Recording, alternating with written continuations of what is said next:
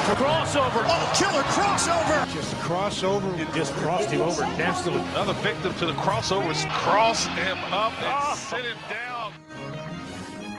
All right, time for the crossover with Austin and Justin, as we talked about yesterday. Yeah. Lots of things we have to get to and only so much time to do it. Yeah, you guys open this up with a threat saying we're leaving at a specific time. Well, That's not a when we're threat. getting out. Nobody was threatened. Sounded like a threat. It's kind of a It threat. was a statement.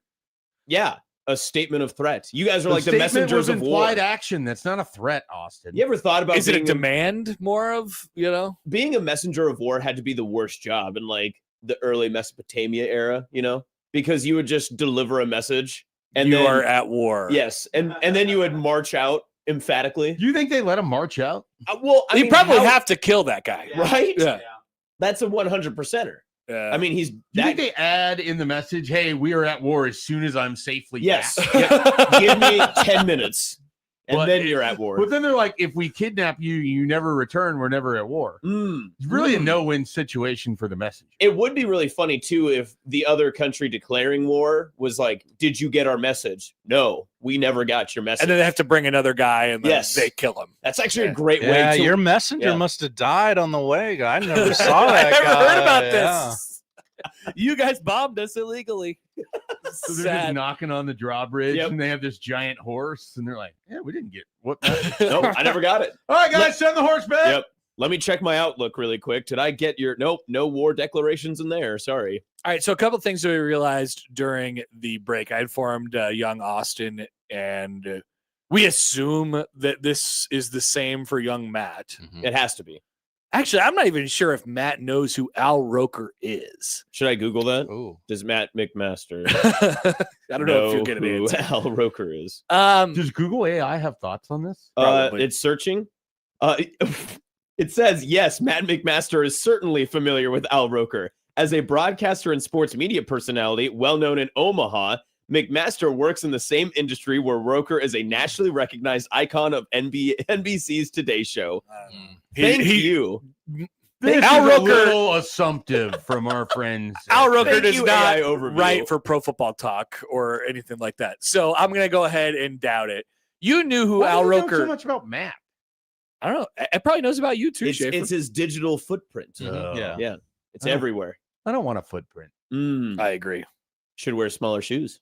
Well, they kind of can't. Your Mm. foot size dictates what shoes you wear. That is No that is shoes true. at all is an option, I suppose. Well, have you never heard of Shoeless Joe Jackson? Okay, Egypt. but are you still leaving a footprint even without a shoe? It's footprint, not shoe print. Yeah, that is true. They've never said, look at this shoe print. Topic alert. Topic alert. I forgot about that sounder. Dang it. That would have been nice to have all morning. We should have gotten that. In Well, because the divorce. song is That Girl Is Topics. I was just telling Nick and Josh backstage that that song has followed me for the past like 2 weeks, and it's played at the gym every single day that I've went this week. Girl is Topics. And when I was just like expressing that openly, and then Nick was like, "Well, you're gonna hear it a lot today." Great. So Topical. anyway, we had to, you knew who Al Roker was, I which did, is great. yes. But I did inform you that Al Roker at one point was fat. Yes. And you were surprised by this. And it seems like you were continually surprised by this. No. Even after seeing the Did you get a evidence. picture of Al Roker where they do the like when the fat people get skinny and they stand in their old pants? Yes, and they- actually, I have that right here. I have it Jared right from here. Look at Subway this, yes. famously did that one. Yep. It is the most common trope of when fat people get Okay. skinny. Topic alert. Who's the most famous edition of when a former fat guy stood in his big pants? It's got to be. It's Jared from Subway. It's 100% Jared from Subway, right? It has to be. He might have It's started the Jared from trend. Subway or Al Roker. Who started the standing in your pants trend Wait, after you? I want to see the Al Roker standing in his pants lose- picture. Yeah. I haven't Wait. seen Oh, that. I have it one. right here. Here, just yeah. See, look at this guy. There he is. Yeah. Not nearly as impressive as Jared from Also, Subway. I think this is the first time I've seen it in jeans. I feel like it's usually like Dress pants. Yeah, Yeah, dress yeah. pants or some like slacks Stretchy. of some kind. Jeans Yeah. is kind of a weird A look. lighter Yeah. fabric, yeah. You're gonna stand in pants and pull your thumb out to show how wide they Yes. They are. Well, it compared got to big you. with the Nutrisystem Mhm. commercials because they would Yes. always do those, right? Yes. And they'd be like, for 5 easy payments of $19.99, we'll send you brownies that don't taste And like it's like chalk. Joe Montana and Emmett Mhm. Smith Yes. standing around. Mhm. I Dan haven't- Marino. Ooh, this is a great topic alert. Favorite commercials of former athletes. Mine, Oh. Brett Favre's Wranglers commercials. Wrangler were great. jeans. Now, Brett Favre, bad dude. Brett Favre Wrangler commercials, really elite. Pretty His interesting. copper D sleeve commercials weren't Yes. bad either. Yep, those were great. They had the mentioned this socks other too, day. right? Mhm, The mhm. socks. The socks, knee sleeves, or elbows, all that good stuff. So back probably late 90s, Chichi Rodriguez was a golfer who had an energy bracelet that he was hawking on You've, television. you've brought this to my Those attention commercials before. were Yes. amazing. I often would watch and be like, man, imagine all of the great things I could accomplish at 12 if I had a Chichi Rodriguez energy bracelet. Oh yeah, I'm watching this commercial right now. It's a gold band. It looks swaggy as hell. I'll Yeah. admit it. Oh, Chi-Chi, the rock in the white fedora. This guy rocks. Yeah. It Wow. was a moment in time. Those commercials, we need more of those. They also had when I was a kid, I remember like late night television would have the infomercials for like the balance bands or whatever. Do you know what I'm talking about? Fightins. Oh, is that what they It's were? basically fightins. Yeah. Okay, gotcha. Yeah, but they always said like they set your equilibrium and that way you're not falling over. Yeah. Absolutely. Mhm. And so the kids around my age when they were playing baseball would wear 100 of them at once so they could be the most balanced person that they knew. Do they still sell Life Alert? Is that a thing? Oh yeah. Oh, yeah. Oh Let yeah. me look. What about the Jitterbug? You remember the Jitterbug cell phone? Jitterbug. Dun, dun, Oh, dun, yeah. dun, Jitterbug is still a Do thing, not. for Mm. sure. No memory. It's basically a cell phone that looks like a ladybug and it has 3 buttons. It's like home, 911, and I don't know. My Emergency kid. My Yeah, favorite right, kid. something like that. Yeah. Oh, good one here from Dave. Hi, Dave. He sent us this famous picture of Royals players Everett Tiford and Tim Collins standing in Jonathan Broxton's pants. Jonathan Broxton was huge. How big is Jonathan Brock? Jonathan Broxton was Now, big. He Tim was Collins is one of the Wow. smallest major league players. That is an incredible imaginable. photo. Tim Collins was like 5'4". Yeah, He- tiny Tim Collins is yes. how I always. But he saw threw him. gas though. He was threw a gas. Major league pitcher He- at 5'4". he Like, threw gas. Deserves credit. That was probably the last time I've ever seen two, I mean, I guess these are two different things. There's the two guys standing in the pants, and then there's the one guy standing in his old pants Yeah. holding out the slack. Is there a Guinness record for most people standing in a pair of pants? Guinness Absolutely. record for most people in one pair I mean, of pants. There has to be. Well, you guys were talking about female actresses earlier in the show, so I mean, maybe Oh, no. maybe it's Oh, the yeah? same thing. Oh, What are you talking about? 314 people. No. This impressive feat was achieved by the University of Warwick Jailbreak Society in Coventry, UK on November 1st, 2014. That is not a normal pair of pants. I need a photo. Yeah, they specially built those pants. Yeah. They No needed a specially construction built worker pants. to build the Pants pants. to poverty is what it was for. Wow. Well, I'm glad. I mean, that there these was a aren't even charity. pants. That's not even real. Some of these people are like naked. In This is photo. like when Why? Creighton tried to build the biggest sandwich, and it wasn't even a real sandwich, and it all blew away anyway. Oh no! Did you know about no, I this? have not heard about They this. tried to set the record for the world's largest sandwich, and then it I can't remember what happened. It The wind rained. picked up? Yeah, it rained or Yeah. something like See, that. I'm always opposed to those two because they'll have the one where it's like we're making the world's largest calzone, and it's just 100 calzones lined up next to it. Like that's not the world's largest calzone. That's not. Yeah, it's just a bunch of calzones. Part That's of all the it is. achievement is shoveling that into an oven Yes. and Mhm. scooping it out and the Man, potential pitfalls I that want a that brings. calzone now. No, I do too. There's nowhere where we can go get a nice, fresh, hot calzone Oh, at I'm sure there is. 10:45 in the morning. I'll Not look a up 10. calzones near me. Well, if you hang Yeah. out on the crossover long enough, maybe there'll be one ready for you. Mm. That's true. Is Oh that yeah, a calzones most today? calzones open up at 11 a.m. is Look what at it all appears. these places in Omaha that sell delicious calzones that should be advertising and sponsoring the crossover. Wow. Mm. Mm. And we would even put a sign up in the room that says the we would make it flash during the crossover only, and it would say the calzone zone. 1620 Wow. the 1620 the calzone. calzone zone. Yeah. 1620 the calzone. Calzone. Calzone. I mean, Calzone. the marketing's right there. I think that would I think be I would rather have a pretty pizza than a calzone. That's just me. I understand the novelty of the calzone, but I just prefer pizza. Call me a Of traditionalist. course. Like I'm going to have I mean, pizza. if you have to pick one or the other for the Yeah. rest of your life. Yeah. I'm Who's going to have making pizza calzones? 85 out of 100 times, but sometimes I do want the calzone. Oh, that reminds me. I have a question for you guys because you're married. Yes. At my wedding, I'm trying to push, instead of doing like a full Still catering. doing a cereal bar? No, God, no. That has been annexed. Are you My doing God. chickpeas? No chickpeas. Don't get me started on this again. Okay. I have tried to suggest, instead of doing like the full catering where there's like, oh, you got your steak or your chicken option and veggies and mashed, all that sort of stuff. I was like, why don't we just order a bunch of pizzas and people can just eat that? And immediately everyone said, what a stupid idea. No one does that. And I was like, but people like pizza and you can get enough at the same price, if not cheaper, than you would all these other fancy options. And then it just gets brought in and everyone can eat and enjoy. Yeah, I guess I don't really see the issue with that. Yeah, I don't think it's a stupid idea. Yeah. I did both of these things at my wedding. But I'm We had not talking pizza- as like a late night. Yeah, we had pizza come in as a late night thing. Mhm. That wouldn't be Um, mad. And no one thought it was stupid because there was no pizza left. It all That is got true. smashed. See, that's what I I'm never saying. I never had a slice of pizza at my own wedding because it got Oh, that's just- tough. You would need a I don't tremendous. think I would have been Did in you the eat mood cake? to eat it. Like you are not, at least I can't speak for Happer. After I ate the meal, there was no need to eat. Like there's no, my brain was not focused or thinking about food. It's about how many drinks you can fit in. Not even that. Like Dang. Hell it yeah. was just like trying to enjoy it and how many people Yeah. I could talk to, and then feeling bad about the people that left before I could talk to them. Mm, Whatever yeah. else. Yeah. It's the whole. I mean, I don't remember even what I ate for the normal dinner. Mm. Slash, I if didn't we have any cake. It was Oh all yeah, I gone. probably didn't eat. It was all gone. Yeah, I don't think I did. Yeah. We did donuts and cookies. I got to eat Yeah, those. They were I all think gone. we're leaning. all the food was yeah. gone. We're All of leaning our food donuts. was We're Austin, leaning you would donuts. need a tremendous amount of pizza. I know we do have many folk coming. So I don't that is think the you should issue. do the pizza thing as your But primary. the only thing is like I've been to so many weddings in my time that like the food is never the reason that I'm there. Sure. Like I'm never showing up to be like, man, what a great meal I'm going to eat. So my thought is like all these people are eating on my dime anyway. Why don't I just feed them something I want to have?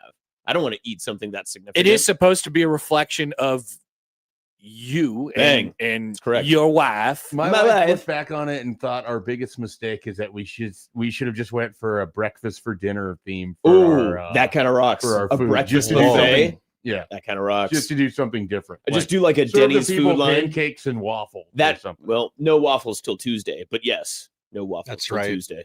Bleep them Belgians. Mm-hmm. Which, by the way, I said something This is similar 2021. 12 We were years safe. ago. Oh, really? So, did America lose to Belgium 12 years ago in the They World did. Cup? They lost in 2014. How There dare you they? Mhm. How dare they? Tim not? Howard had an amazing day, and Chris Wondolowski missed a wide open shot. I can't believe he did that. I remember it. You- I watched it in the rail yard. America. I was in the rail yard yesterday to watch us yeah. us beat Bih. It's Was the anyone communal left in watching Lincoln? experience of the World No Cup one was is left great. in Bosnia nor Herzegovina. Okay, so there was a dude that was there yesterday, and he was rooting for B&H, and he was head to toe the color blue with a yellow stripe down the middle of him, That's like crazy. painted on him. And I have to think he's at work today, and there's no way you got all that off in time, right? There's remnants. Yeah, there's He simply probably took the day of work off. Yeah. you'd hope so.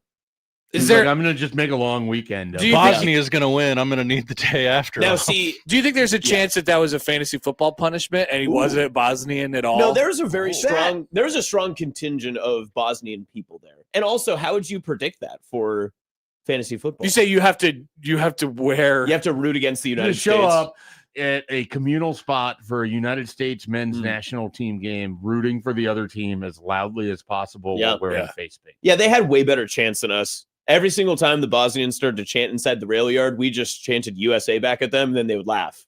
It was kind of degrading. well, That I mean, sucks. it's their sport. Yeah. We're just Is it- all. Once They're again, responding the to- rest of the world has to absolutely hate us. I tried to start singing a Toby Keith song, but no one else around me knew the lyrics, which was more disappointing. In Courtesy Lincoln? of the red, white, and blue. That's what I started. Nobody knew the lyrics. No! Put a boot in your ass. That's the only part people know. American way.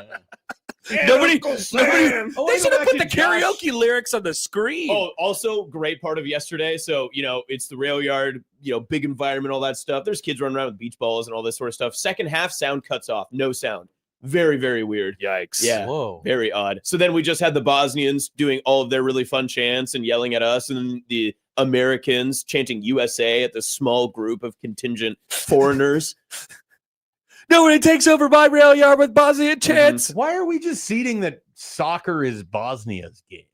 It's not ours. Was not ours. Well, it's not the United States, but why is it Bosnia? Yeah, B&H No one doesn't ever- even have a if beach. someone- Bosnia is the rest of the world. Yeah, That's yeah. right. I'm anti-Europe. That's my take. Great take. Mm-hmm.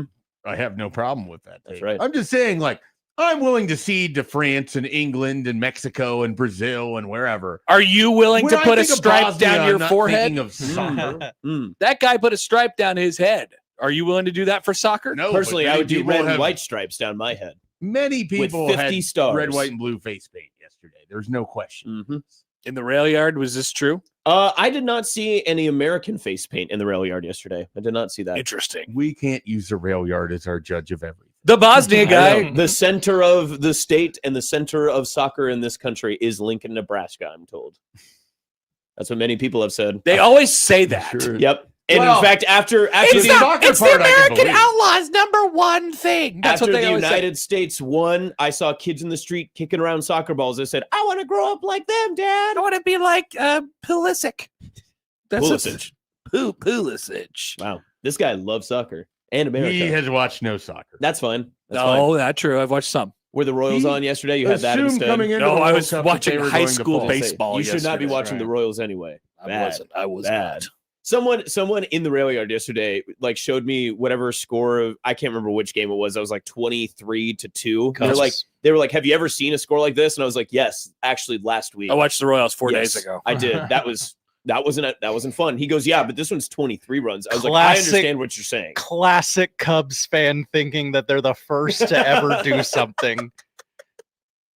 Was it actually just Matt on a FaceTime call? No, it was not Matt on a FaceTime. Famously, call. the I wish it Rangers was. scored 30 that one time against the Orioles. You remember that? Oh, that was a couple years ago. No, it was like probably 15-20, maybe. Oh, no, there was one a couple of years ago where they had like 22 runs in like 6 or 7 innings or something. Wasn't it 30-3 that game, the Rangers Orioles game, Josh Hamilton era? Yeah, that sounds right. 30-3, That right? sounds right.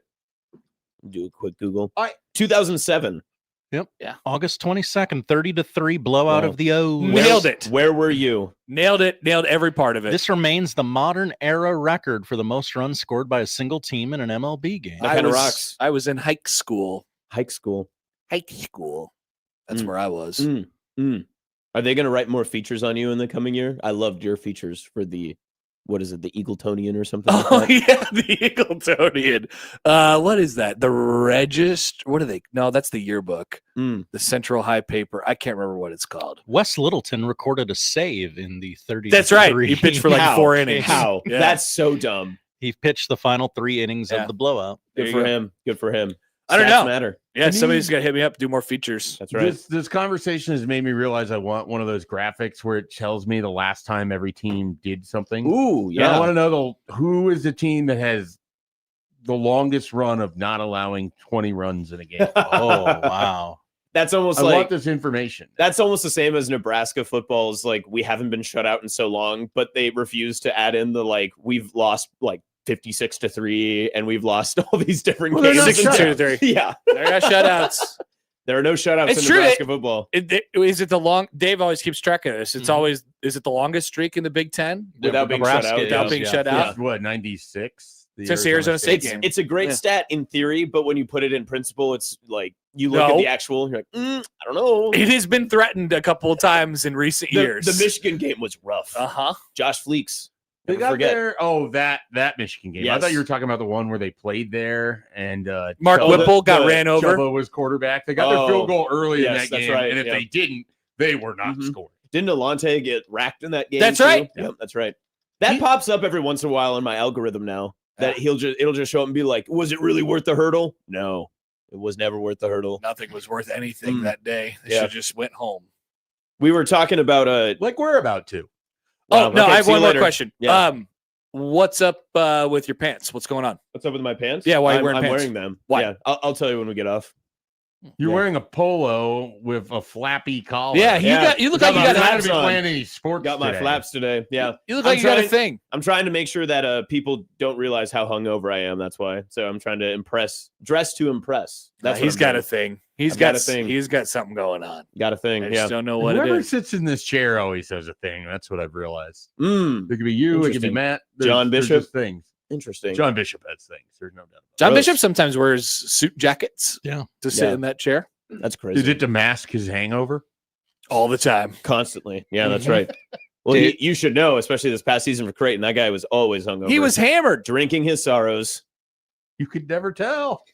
He hides it. I asked John yesterday during the crossover. I was like, "How much Nebraska basketball have you watched?" Trying to like poke fun of him because of the whatever the documentary movie that they made, and he goes, "Once a year. That's all that I watch him." I was like, "No, you don't. I know Classic- you watch more than that. Classic You job. have this job." A couple I don't care stat about what they do. notes. Dave in the chat, it's been 10,876 days since Nebraska was last shut out. Let's All go. To answer Mike's baseball question, I would need to pay for StatMuse and then Ah. cobble Hmm. together No. the stat. AI No. failed. Not only did Mm-hmm. it fail, it tried to tell me that the Cubs scored 23 runs against the Cubs, making the Cubs the most recent team to both score 20 plus runs and give up 20 plus Hashtag runs Cubs. in Wrong. the same game. I broke AI with the question. That's It was very good. incredible. Yeah. Okay. So I know you guys want to dip out, so I will leave you with this. Right. I need one of you to name me, and now that you're looking, didn't see Schaefer, name me the original Legends division. Oh, we can do that. I was listening to this segment Yes. yesterday. Okay. So I did hear it. Nebraska was famously Matt in the got tripped legends. up Yes. on Michigan and Michigan State. Yes. The division also includes Minnesota. Yep. It would include. Oh God, I was just listening. To this. Iowa. Northwestern, Northwestern Iowa. and Iowa. Yep. That's it. Yeah. So remember the Big Ten had 12 teams? What Yeah. a time. That was a much better time. 15 years ago today, only 12 teams. And people were making fun of it. Rename it the Do you Big guys 12. miss divisions at all? Yes.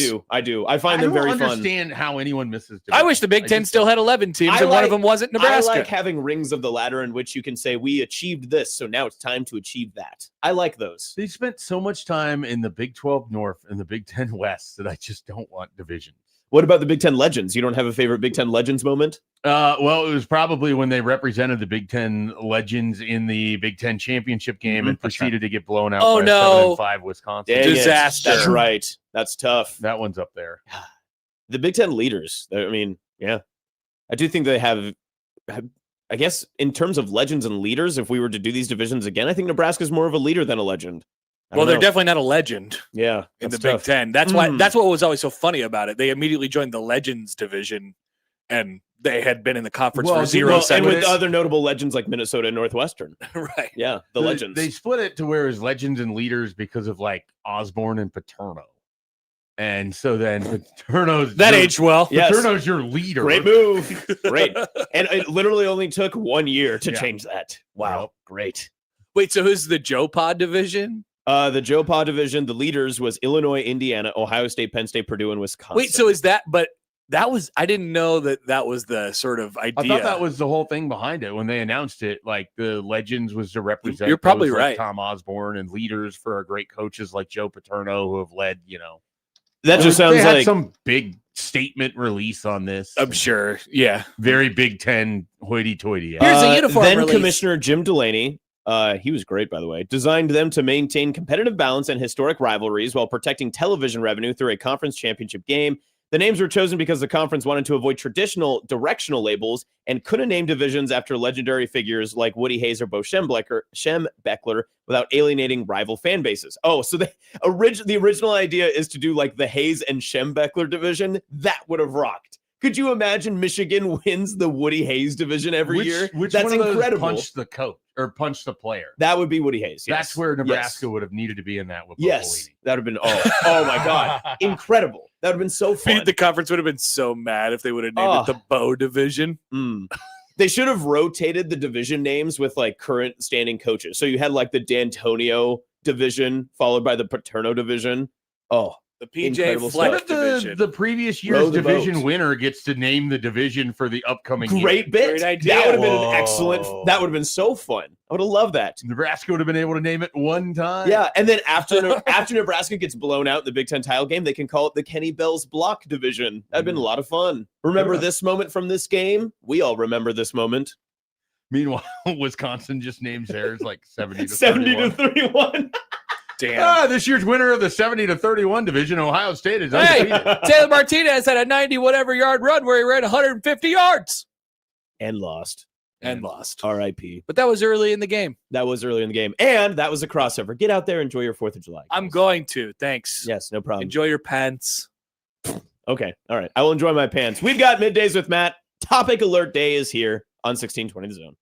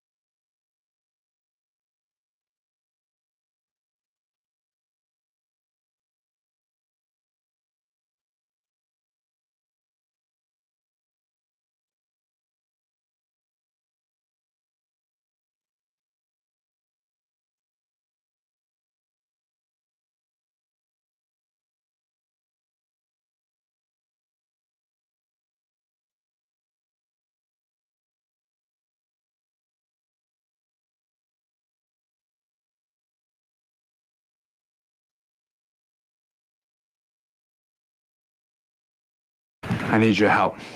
I can't tell you what it is. You can never ask me about it later, and we're gonna hurt some people.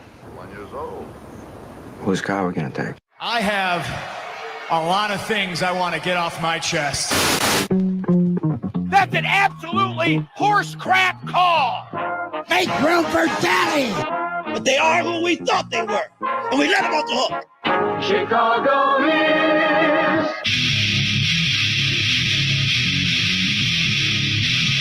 This is Middays with Matt on 1620 The Zone.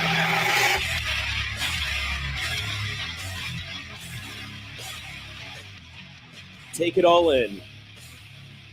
Soak in it. Smell it. Enjoy the moment. The thrill of Topic Alert Day 2026. Topic Alert Day has officially hit. Middays with Matt in 1620 The Zone. Josh, how are you? It's one of the best days of the year, friend. I'm glad you're here. I'm glad I'm here too. It's Middays with Matt. I'm Austin Jacobson. Happy to be here. Last day for me, as it is the final day before we hit our Independence Day weekend. Unless you're listening to this on Friday and then That is it's true. all messed up. Yeah, you can listen however you would choose to listen. Whether it's on podcast, you can listen at 1620thezone.com. You can listen on our regular AM feed in Omaha and the Metro. And you can also listen, of course, in central Nebraska on the FM dial. Lots of good stuff happening. But this Topic Alert Day is unique for me because I have never been able to be a part of one Topic Alert Day. So, Josh, being the wily veteran you are, for those who are new to it, much, our audience mostly, if you were to explain it to them, not me, who clearly understands Topic Alert Day. Well, yeah. Could you give an overlay of what people should expect for today? Today is a day for silliness, for lack of a better word. As I was sending a tweet to Michael Severe, let's discuss some things that we've been meaning to get to, but don't necessarily. They can, but they don't have to relate to sports, as we're in sort of a lot of people call it the doldrums. I don't call it the doldrums because there's a lot going on. If you just know where to look. Maybe some more evergreen, some more timeless debates of our time. Bad examples of this would be Jordan or LeBron. Whoa, bad example. Bad. Best quarterback of all time. These are bad examples of hashtag Topic Alert. If there's something you would like us to discuss, like, gosh, I've always wanted them to talk about this, and they just there's really no avenue to get there. Today's the day. Yes. Send us your topics on social media or in the YouTube chat. On the Liquid Trucking Twitter feed. That's right. Hashtag Topic Alert so we see it. That's right. Yep. We are logged in. And you can also call us. No, Zeke, that is not what my hat says. What is your hat I can't say it on the radio. Oh, no. Is that from a text? Did I miss that? Oh, I just logged into the text machine. So, yes, if you would like to text 402-951-1620. You can also call the Prairie Flower Casino hotline, 402-951-1620. Good stuff. I'm excited for this Topic Alert Day. I will generally be able to see a lot of them if you tweet at me, at Austin2Jacobson. You can also send them to at Producer Josh, and you can send them to at Middays with Matt on X and the Liquid Trucking Twitter feed. You can also chat with us on YouTube if you'd like to get some of those topics in early and often. We have some fun stuff going on as well. We do have some set guests that will join us. Steve Sipple, hopefully, will be able to have time for us at 11. And then at 1:20, we will talk with Lauren Michelson of KETV. You really never know with Sip. And anything is truly possible. Right? I have confirmed with Lauren. That's good. Could That's I confirm with Sip? Yeah, but it's more fun to not, right? Just see what he remembers. We do have a tweet from Crecky that I'd like to get to. Hi, Crecky. Crecky tweets at us and Matt McMedia. Wacky Wednesday's catching on, and it's a Pizza Hut menu every Wednesday, dine-in only, 11 a.m. to 2 p.m. and 4 to 8. You can get a medium one-topping pizza for $5.99, 8 boatless wings for $5.99, personal pan one-topping pizza for $2.99, breadsticks for $2.49, cinnamon sticks for $2.49, and a fountain drink for 99 cents. That, my friends, is wacky because that pricing rocks. Now, I assume that this is an older version of Pizza Hut because that logo no longer exists with the company. But this looks incredible. A medium one topping pizza for $5.99 is a steal no matter what economy you're in, I would believe. I mean, what's the Little Caesars hot and ready? I think the hot and ready is actually went up to $6, is it not? That's kind of what I was thinking. I'm going to look up Little Caesars. Do you have a pizza ranking, a fast food pizza ranking? Is this a topic alert? Typically $5.55 to $6.50. Yeah, sure, we could do. Okay. Let me hit the topic alert.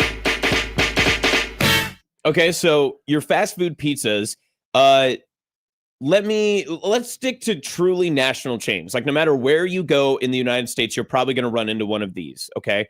So I think that eliminates Godfather's. I would think so, yeah. So let's stick with the Domino's, Pizza Hut, Little Caesars, Papa John's. Is that it, the big four, or is there a fifth? I think that's good, right? Yeah, 4? I think that's good. I mean, there's not like a Sbarro that I'm trying to desperately get to by any means, and those have been closing like recklessly. So 90th and Blondo. Yeah, that's true. That's true. It's in a gas station. So I'll step off this ledge first. I think I have to go 1, Little Caesars. It's like near and dear to my heart. Whoa. 2 would be Domino's. 3 is Papa John's, and Pizza Hut is unfortunately 4th. I'm gonna go Papa John's 1, although I have not really eaten there since the unpleasantness. It's not a political choice. I just don't eat at Papa John's a lot. Is this ever since he said the reckoning is coming? Something like that. Okay. I remember everybody going, "Hey, we're not going to Papa John's anymore," and I didn't ask a lot of questions. Number 2 for me would be Domino's. My son makes me eat there whenever we have pizza. So I've just navigated the menu to a point where I can find something I like. Yep. Number 3 would probably be Little Caesars. And Okay. number 4 would be Pizza Hut. That's tough. There's a lot of things I'd rather do. This country used to be out pizzaed by the Hut. That's and right. It's just never been the same since. I used to read. I will read this book if I can have some of that delicious Pizza Hut pizza in my belly. I think that is a great argument because I feel like naturally Pizza Hut's reign of terror on the pizza business has definitely went down after the Book It program ceased to exist. And that sort of the timeline sort of tracks when they would give away basketballs for the Final Four each and every year. Like, I did not know about hey, this. if you get this pizza deal, it comes with a basketball. And I'd be like, well, Dad, it's time for me to get my yearly basketball. Free basketball. That rocks. And what? it was not just an orange basketball with a Pizza Hut logo on it. It had like the Final Four logo for that. This was a time when corporate America didn't own everything, and we had unique logos for sporting events. They slapped that baby on a brightly colored basketball. Oh, and it was glorious. Okay, and I was like, Dad, I'm in the driveway all weekend. You need me? I got sidewalk chalk because I'm putting the logos of the 4 Final Four teams on this driveway, and it's going down. So, topic alert. Which corporate logo for a sporting championship do you miss the most? Mine, I think I miss the unique Super Bowl ones. That would be mine. I love when they would do the old school style, like, oh, we're in San Diego. Here's Qualcomm Stadium. Or they whatever. incorporated the city into the logo. That is the second time we've mentioned Qualcomm Stadium in this show and this week. I always liked that. Now with just the LIX, and then they have like palm trees or something with some colors. I'm not for that. I think 2 would have to be the Final Fours. The Final Fours, when it was like Houston or San Antonio or all those were also very exciting too. I feel like I've seen some of the old patches for like the College World Series. I kind of liked those. Might have to bring those back too. The College World Series is also, near and dear, so I don't want to, provoke too far from there. Also, if we have a large role in the College World Series, so, just in case anyone from the College World Series is listening, first of all, we love you the way you are. We do. There's nothing wrong with you, but also you would sell more merch if it was different every single year. That's true. Especially if it didn't just have and don't get me wrong, like there's something about everyone wants to be like the Masters, right? Like the Masters patch, and you just have that, and when you wear it, everybody knows what it is. You're like, oh, sick, you are wearing something from Masters. But that's okay to have like the generic logo, and you can sell the generic logo every year, right? You can just say, hey, you can do both. This is the cheaper version of this, but make the unique one. Why wouldn't you want to make the unique one? That's fun. People like having fun. That's inarguable. People love having fun. That's what today is all about, having fun. Today is about having fun. Today is about topics. We've already hit a few of them, pizza, and of course, getting into the fun that is with old logos and such. Catching up on some comments from the YouTube chat, Platcat says nothing women love more than hating on little C's. Whoa. Women hate Caesar. Is that like a Roman what's Roman Empire thing? Yeah. It's because we're always thinking about the Roman Empire. I'm not, but I generally get what we're saying when we say that. Yeah. Are you really not thinking about the Roman Empire? No. Did you not like that bit? No. You didn't like the national bit of that? Well, my wife sat me down one night and she said, I have a question I need to ask. And I'm like, real question. Are we headed to divorce? Yeah, so you started thinking about the things you've done in your past. Like, yeah, I'm going through the Rolodex of like, okay, what did she just find out I did 20 years ago? And she said, do you think about the Roman Empire? And I'm like, okay, what is this coded for? And you're naturally online, so it's shocking you missed this. Also, yes. And she explained it to me. She made me watch several TikToks. That's too many. Because I don't have TikTok. I watch TikTok that she sends me. She makes me watch the good ones. And that's a system that works. Yeah, I have that same problem with Damon. Damon will send me a bunch of TikToks, and it's like homework. I have to go back and watch them. And the thing is like, I will give him this. Every time he sends one, they're either A, intriguing or interesting, or B, very funny. And so every time that I watch them, I'm like, I'm glad that I watched this. But when I see it come in, it does feel like a homework assignment. I'm like, I have to get to this at some point in the next hour. If I don't make time for this now, I don't know when I will. So yeah, I get it. Yeah. So she explained to me the bit, and I said, I promise you, I've never been more truthful when I say to you, I have never thought about the Roman Empire before in my life. Now, okay, so the Roman Empire, is that Gladiator? So you've never thought about Gladiator? I mean, I've thought about the movie Gladiator, but I've never... But not like the intricacies of the Roman Empire itself. Okay, gotcha. Now, are there other things that are my Roman Empire? Yes, absolutely. Okay, what would those be? Do I often go, what if Kevin Nash and Scott Hall never left WWE and didn't go to WCW? Okay. What would the world be like? Things like that, like much more stupid things than the Roman That's not Empire. stupid. It's only stupid if you say it is. It's not stupid to you. It's important. Okay. I don't know if it's important to me. It's interesting to me. Mine is always if David Fincher had like full control of the Alien 3 movie. That's one that I think of quite a bit. That's a good one. I do think about that a lot. I'm trying to think of like another one that is like really bitten me before. Oh, I always think about, have you seen the Spider-Man 4 script, or what the idea for the Tobey Maguire Spider-Man 4 was supposed to be originally? See if I can find it. I don't immediately recall. You might say it and I go, oh yeah. Yeah, I'm trying to remember. Let's see. The original plan was intended to feature classic comic book villains, while John Malkovich in talks to play a more hardened version of the Vulture, and Anne Hathaway would play Black Cat. Ultimately, director Sam Raimi felt Anne Hathaway was determined to play a black cat in the movie. She was like, whatever I can do to be a feline during the mid-2010s, whatever it takes. Ultimately, Sam Raimi felt creatively constrained, was unhappy with the script. He walked away, especially with the mixed reception of Spider-Man 3, and that's when they chose to pivot to the Amazing Spider-Man franchise. No, I think about that quite a bit, because if you've like looked at the script or anything, and I think Tobey Maguire was like super on board with it, if I remember right, because he ended up getting more creative control for what was starting the project of the fourth movie.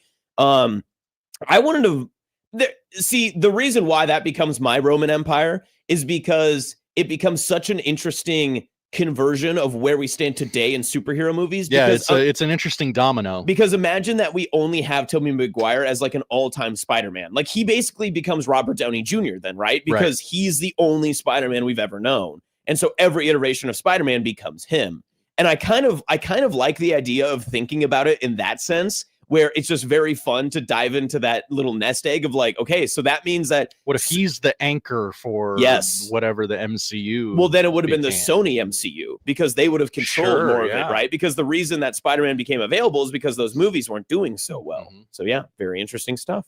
Very good stuff. And those idiots were like, we just need Spider-Man and a couple ancillary characters. Sure, you can have the rest. Get me pictures of Spider-Man. I need pictures of Spider-Man. I needed a picture of Spider-Man last night from the soccer match where the Spider-Man guy was wearing an Uncle Sam hat. Yes. And he looked very concerned. So I tweeted, get me that picture of Spider-Man. And nobody did. That was very funny to see on a large screen inside of the Haymarket and being like, is that Spider-Man? Like, what's Spider-Man doing out? But, out in San Francisco. Okay. Since we've already done a few rankings here, Okay. how about worst major U.S. cities for Spider-Man to be in? Because New York only works for Spider-Man because he can swing from the buildings, right? Oh, okay. So I think Dallas, very spread out, famously. Yes, Dallas, very spread out. Houston, terrible traffic. Wouldn't be able to get going. San Francisco has to be there too, right? Like the hills. The hills would be bad. You can't really be swinging around. I mean, you're doing a lot of your work on foot.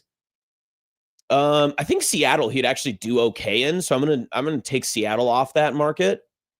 I'm trying to think of very spread out metropolises. Yeah. Phoenix would be really a really bad city to try to be Spider-Man in. Nerds, correct me if I'm wrong. Nerds. Did Spider-Man ever go to like a tropical climate? Like, would he do well in Miami or Tampa, someplace where he's constantly sweating? Or was there an issue of Spider-Man where it took place during a New York City summer heat wave, and he's like, I just can't get the webbing to work. Where his house has to be set at 78 when he gets home? Yeah. That would be very interesting. Could you imagine Spider-Man versus the mayor, where he's like, you will let these people have their houses at whatever temperature they want. It will be 78. I don't know why he turned into the count. Like a Spider-Man Captain Planet crossover. Ooh, they had to battle each other. Yeah, that's a good idea. That'd be fun. That's fun. Albuquerque, Charles says, will the webs stick to Adobe? Albuquerque, it's Breaking Bad and Spider-Man. That would be great. Yep. I'd watch that. Spider-Man Noir, Albuquerque. That would rock. That would rock. I kind of liked that show. Omaha, he wouldn't be much success. There wouldn't be much success. He'd have to stick in downtown. There's only 3 buildings and they're relatively close together. Well, they do have the new big one. That could help. It's an iconic shot. That's the third one. Yep. I don't know. That'd be interesting. And also anything west of like what 13th, he really can't assist too much with. He's like, I'll get there, guys. I don't have the spider car. Okay. One of our greatest listeners has helped me. Who's this? Chance. Hi, Chance. Spider-Man has been to the Savage Land. It's a tropical place underneath Antarctica, mostly used in X-Men comics. I'm familiar with the Savage Land. There's a dinosaur there, so it speaks to me. The bit with the Savage Land is that you can have superheroes fight dinosaurs. Okay, there we go. He seemed to be fine in the Savage Land. Okay, good to know. Thank you, Spider-Man. Quick update from Joel, on the Liquid Trucking Twitter feed. He has his pizza rankings for us. Oh, yes. Send us your pizza rankings. Papa John's. Pizza Hut, he says, for the nostalgia. Domino's and Little Caesars. I don't know. Maybe Little Caesars is just more stuck into my nostalgia than anywhere else, I suppose. You're young enough, and I'm assuming you're young enough to where you missed out on the nostalgic times of Pizza Hut with the chandeliers and the red cups. No, I was around for that. Yeah. Okay. The Pizza Hut buffet was a really big deal. And I enjoy driving through a small town that clearly had a Pizza Hut buffet that is now closed. And it's a dentist's office. Or it's like still vacant. There's very notably in Kearney's like main strip, right off of 2nd Avenue, there's a Pizza Hut buffet that has been a vacant building forever. And I remember going to that when I was a kid living in Kearney. We would go to that Pizza Hut buffet like quite a bit. Oh man, I know we're not supposed to be watching the Today Show right now. Like this was not the intention. Yeah, I don't know why we're here. But they're spilling all over the place. I mean, this lady's trying to make like pancake batter, and she just whipped flour all over the counter. So clearly, a production assistant is just what are they making? That is a wet pan at the bottom. It's a cast iron pancake. Clearly, they are there's a production How much assistant oil is in this? Telling them to hurry up because they're running long. Okay, those are peaches. That's a lot of peaches. This isn't a pancake. This is like a cobbler or peach cobbler. Is it a raclette? I also my favorite part of these morning shows doing this stuff is there's always a third person that doesn't know what to do. Look how much spilling they're doing everywhere. There's always a third person on screen that doesn't have anything to say, who's just eating, and this is this woman on the right. She has been eating for like 20 minutes of this so far. There's no way that's what it's going to turn out to be. Not the way they made it on TV. My new favorite term is slop. Oh, do you use that a lot? Big slop guy? Yeah. Whenever me and Dr. Fiance are cooking, I've said this before when I've co-hosted with Josh on USC, and we get to what's for dinner. I'll just say we're having slop, a slop bowl, I love eating slop. It's my favorite. Who doesn't love some good slop? Pause. Anyway, let's take a break on that note. We've got more coming your way next. In fact, I need to know what happened to Josh yesterday. He had texted me during a news storm that passed through the Twitter feeds and other social medias. As you can guess, it's probably basketball related. I guess we'll find out together. That's coming next on 1620 The Zone and Middays with Matt.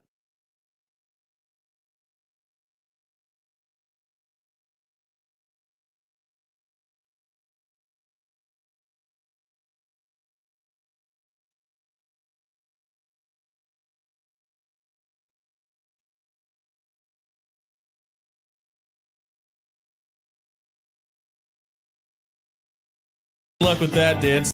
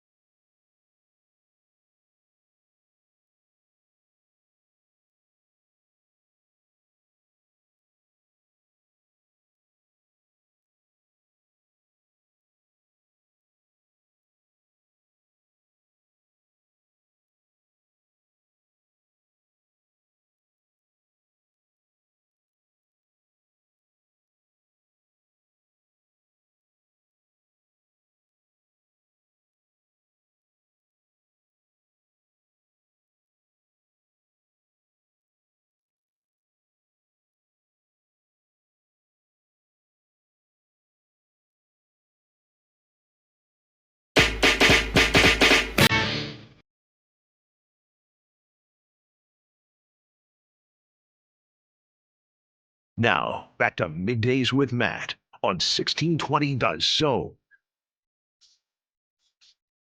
Middays with Topics here on 1620 The Zone Radio Network. I'm Austin. That's Josh.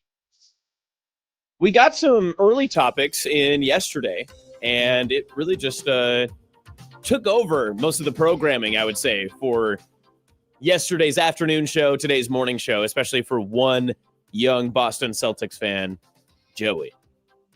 I feel like he was crashing out a touch. Just a touch. Poor Joey. I think he's doing okay today. He seemed fine. Okay. He recovered nicely. I think so. I need to go back and listen to those segments, especially first thing 6 a.m. But I think he had enough time to cool off. I kind of wish that they would have made that call at about 9:35 yesterday, Central Time. So that way we could have responded appropriately with a correct crash out of young Joey. But that's fine. Not everything's meant for air. Now, you yourself had a much different experience on this side, Josh, and you texted me. Hold on. I want to make sure that I get this timing right. Let's see here. Yeah, and remind me the things I wanted to discuss. Yes. So you texted me at 5:25 yesterday. We have to go over the last 5 minutes of my life in real time on the show. The Jaylen Brown push notification and how I read it. The clowning from friends and loved ones, and the social media. Okay, so topic alert. Josh, take it away. Okay, let's see if I can remember everything that I felt was really, really important before I ate dinner last night. Okay. I believe I got a push notification. Getting all choked up thinking about it. That's right. Thank you. I had to hit that. It's important. That you can't read the whole push notification. You just get a little snippet. You look for a key taste. phrase. Yeah, something that you need. Yeah. I saw Celtics trade Jaylen Brown to Sixers. I knew the Celtics were searching for a big, so to speak. Mm-hmm. And I was terrified. Oh, no. That one of my mortal enemies, Joel Embiid, was now a Boston Celtic. Yes. That never crossed my mind. That's incredible. And then it is at that point that I opened the push notification and remembered that Paul George was a member of the Philadelphia 76ers. Yeah, I had forgotten. Excuse me. That's on me, Mr. George. Sorry, George. George of the Celtics. Watch out for your knees. That wasn't fun. And then what were the other things I wanted to talk about that I felt were really important? So that's good. I'm glad your best friend Joel Embiid is still fine in Philly. Yes. Marked safe from a trade to the Boston Celtics. That would have been a good bit. The clowning from friends and loved ones was your second point. Yes. Everyone loves to see Celtics fans in shambles. And like your good friend Bill Simmons. I get it. Bill Simmons had a much better story about the trade than me. I can't say it on the radio. It's actually illegal for me to discuss it on the radio. Interesting. Can't reference things going into the body or out of the body. Dang it. So even though I might have slipped yesterday, that's fine. It's only a complaint if somebody complains. True. And I don't work here. So the other guy, the I don't know, the nerd on the ring, the other nerd on the ringer. Yeah, well, yeah. What a list. They posted, he's a Sixers fan, I guess, and they posted his reaction. I think it's RH or something like that. And it was Chris. Is it Chris? I don't know all the characters on the show. I'm sorry. Okay. You can have my white guy card back. And he was really playing it up like, oh my God. Like LeBron James. I can't believe this is my life sort of meme.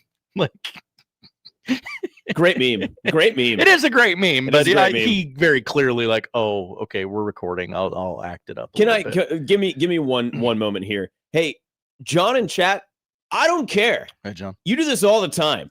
Every day this week, you just float in like at 11 and you're just like, oh, this is a terrible thing.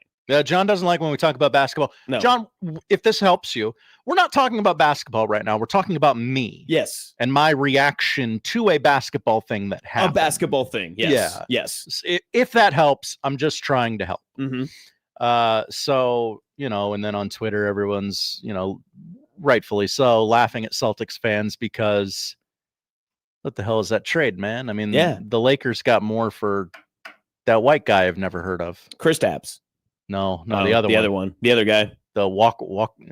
I want to say Walker Bueller, but that's not right. That's a baseball player Walker, in Los Angeles. Texas Ranger? That doesn't feel like it either. Okay, fair. Good point. So, everyone's making fun of me, and I get it, rightfully so. And as you rightfully pointed out, Jaylen Brown will never be traded to 1620. We were gonna. Dang it! He had takes. He did. He's in the talkosphere, and he was very notable online. He always had something to say, especially about Jaylen Brown. So I, as program director, said, what could 1620 offer the Celtics? Now, what we can't offer him in money, we can't offer him in endorsements. He would be very good at getting himself endorsements, I'm sure. And boy, I would venture to guess he would work less here at 1620 The Zone than in the National Basketball Association. Yeah, good question. Now, there's no off season here. You do have to come in, 50 weeks a year, let's call it that. Wow. Just nice round number. Yep. I guess, probably even less than that, because holidays, Christmas and New Year's, so, whatever. How many weeks do people work? Who knows? Yeah. We don't work that hard here either. No. You just come up with things to talk about. You seem to have a lot of things to talk about, Jaylen, but now we can't. And Jaylen Brown and the Celtics organization has deprived you of that. That's tough. To do an in-division trade to a rival who now looks like maybe not the title contender in the East, but the Sixers got better yesterday. The Celtics Sixers got worse. Yes, indeed. That's what makes this all so perplexing, and not to get into the sports side of it, but seriously, I don't want to talk basketball here. And to trade to someone that's in your division makes no sense to me. I understand basketball is not division focused, but you will play the Sixers a bunch. It is also one of those Omaha native Brian Windhorst going, what's going on do that with the 76ers? What's going on? You know what I mean? Know what I'm saying? Why would they do that? I like this from Platcat. Hi, Platcat. Jaylen Brown live from the OBV. He would crush it. That would be great. That would be great. Maybe you could even get him his own personal air conditioning out there while he sits next to Matt McMaster while he talks about the Cubs. What do you think Jaylen Brown's thoughts are on the Cubs? Does he have? I don't know his relationship to baseball, but he might also think that the Cubs were the first team to ever score 23 runs in a game, especially this week or in the last 7 days. I suppose one of those two. You ever seen anything like this, man? Yeah, literally last week. That was so aggravating to have that happen to me last night after I just watched the United States win. I was in Lincoln just hanging out with my friends, and then all of a sudden this guy just approached me. You ever seen something like this? Yes, man. I've literally seen something like this. What are you talking about? And in fact, it happened to the other Chicago team last week. Yeah. What are you talking about? I don't know. People be dumb. People be dumb. People be dumb. Yes. You know what is dumb on my part? I did forget that we actually had a guest that we needed to get to. So yeah, that's on me. That's on me. But it's topic alert day. Yeah. Do you want me to call or you just want to? That's up to you. Should we? You know what? Topic alert. Should we go to a break or should we just have you call him? It's up to you. What do you think?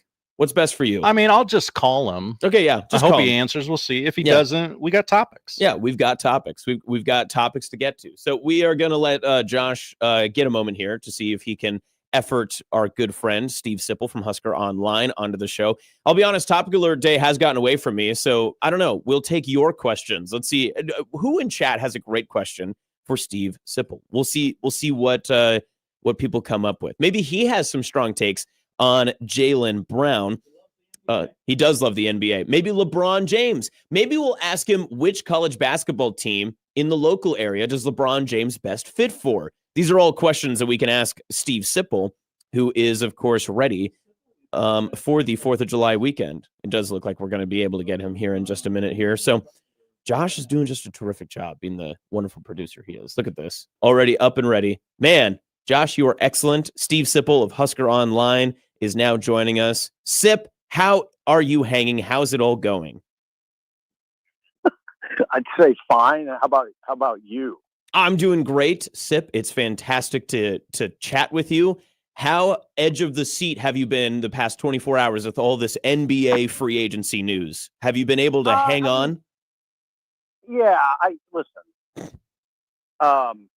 Actually, it's not a problem at all. I've gotten snippets of it from my grandkids. That's how I get my news. Really, I don't I don't even know that I'd follow it if it wasn't for them. But you know, it keeps us engaged in conversation, and I'm interested though. I was definitely interested in Jaylen Brown going to the Sixers, and I know enough about what's going on to recognize the significance of that. The backcourt, and you know, with Embiid, and I've always kind of been, I don't want to say closet Sixers fan, but sort of a periphery Sixers fan. You know, because of things that you wouldn't be interested in because they predate you by like Docker, Julius Irving, and Mo Cheeks, names you know, Irving, I'm sure, and Daryl Dawkins.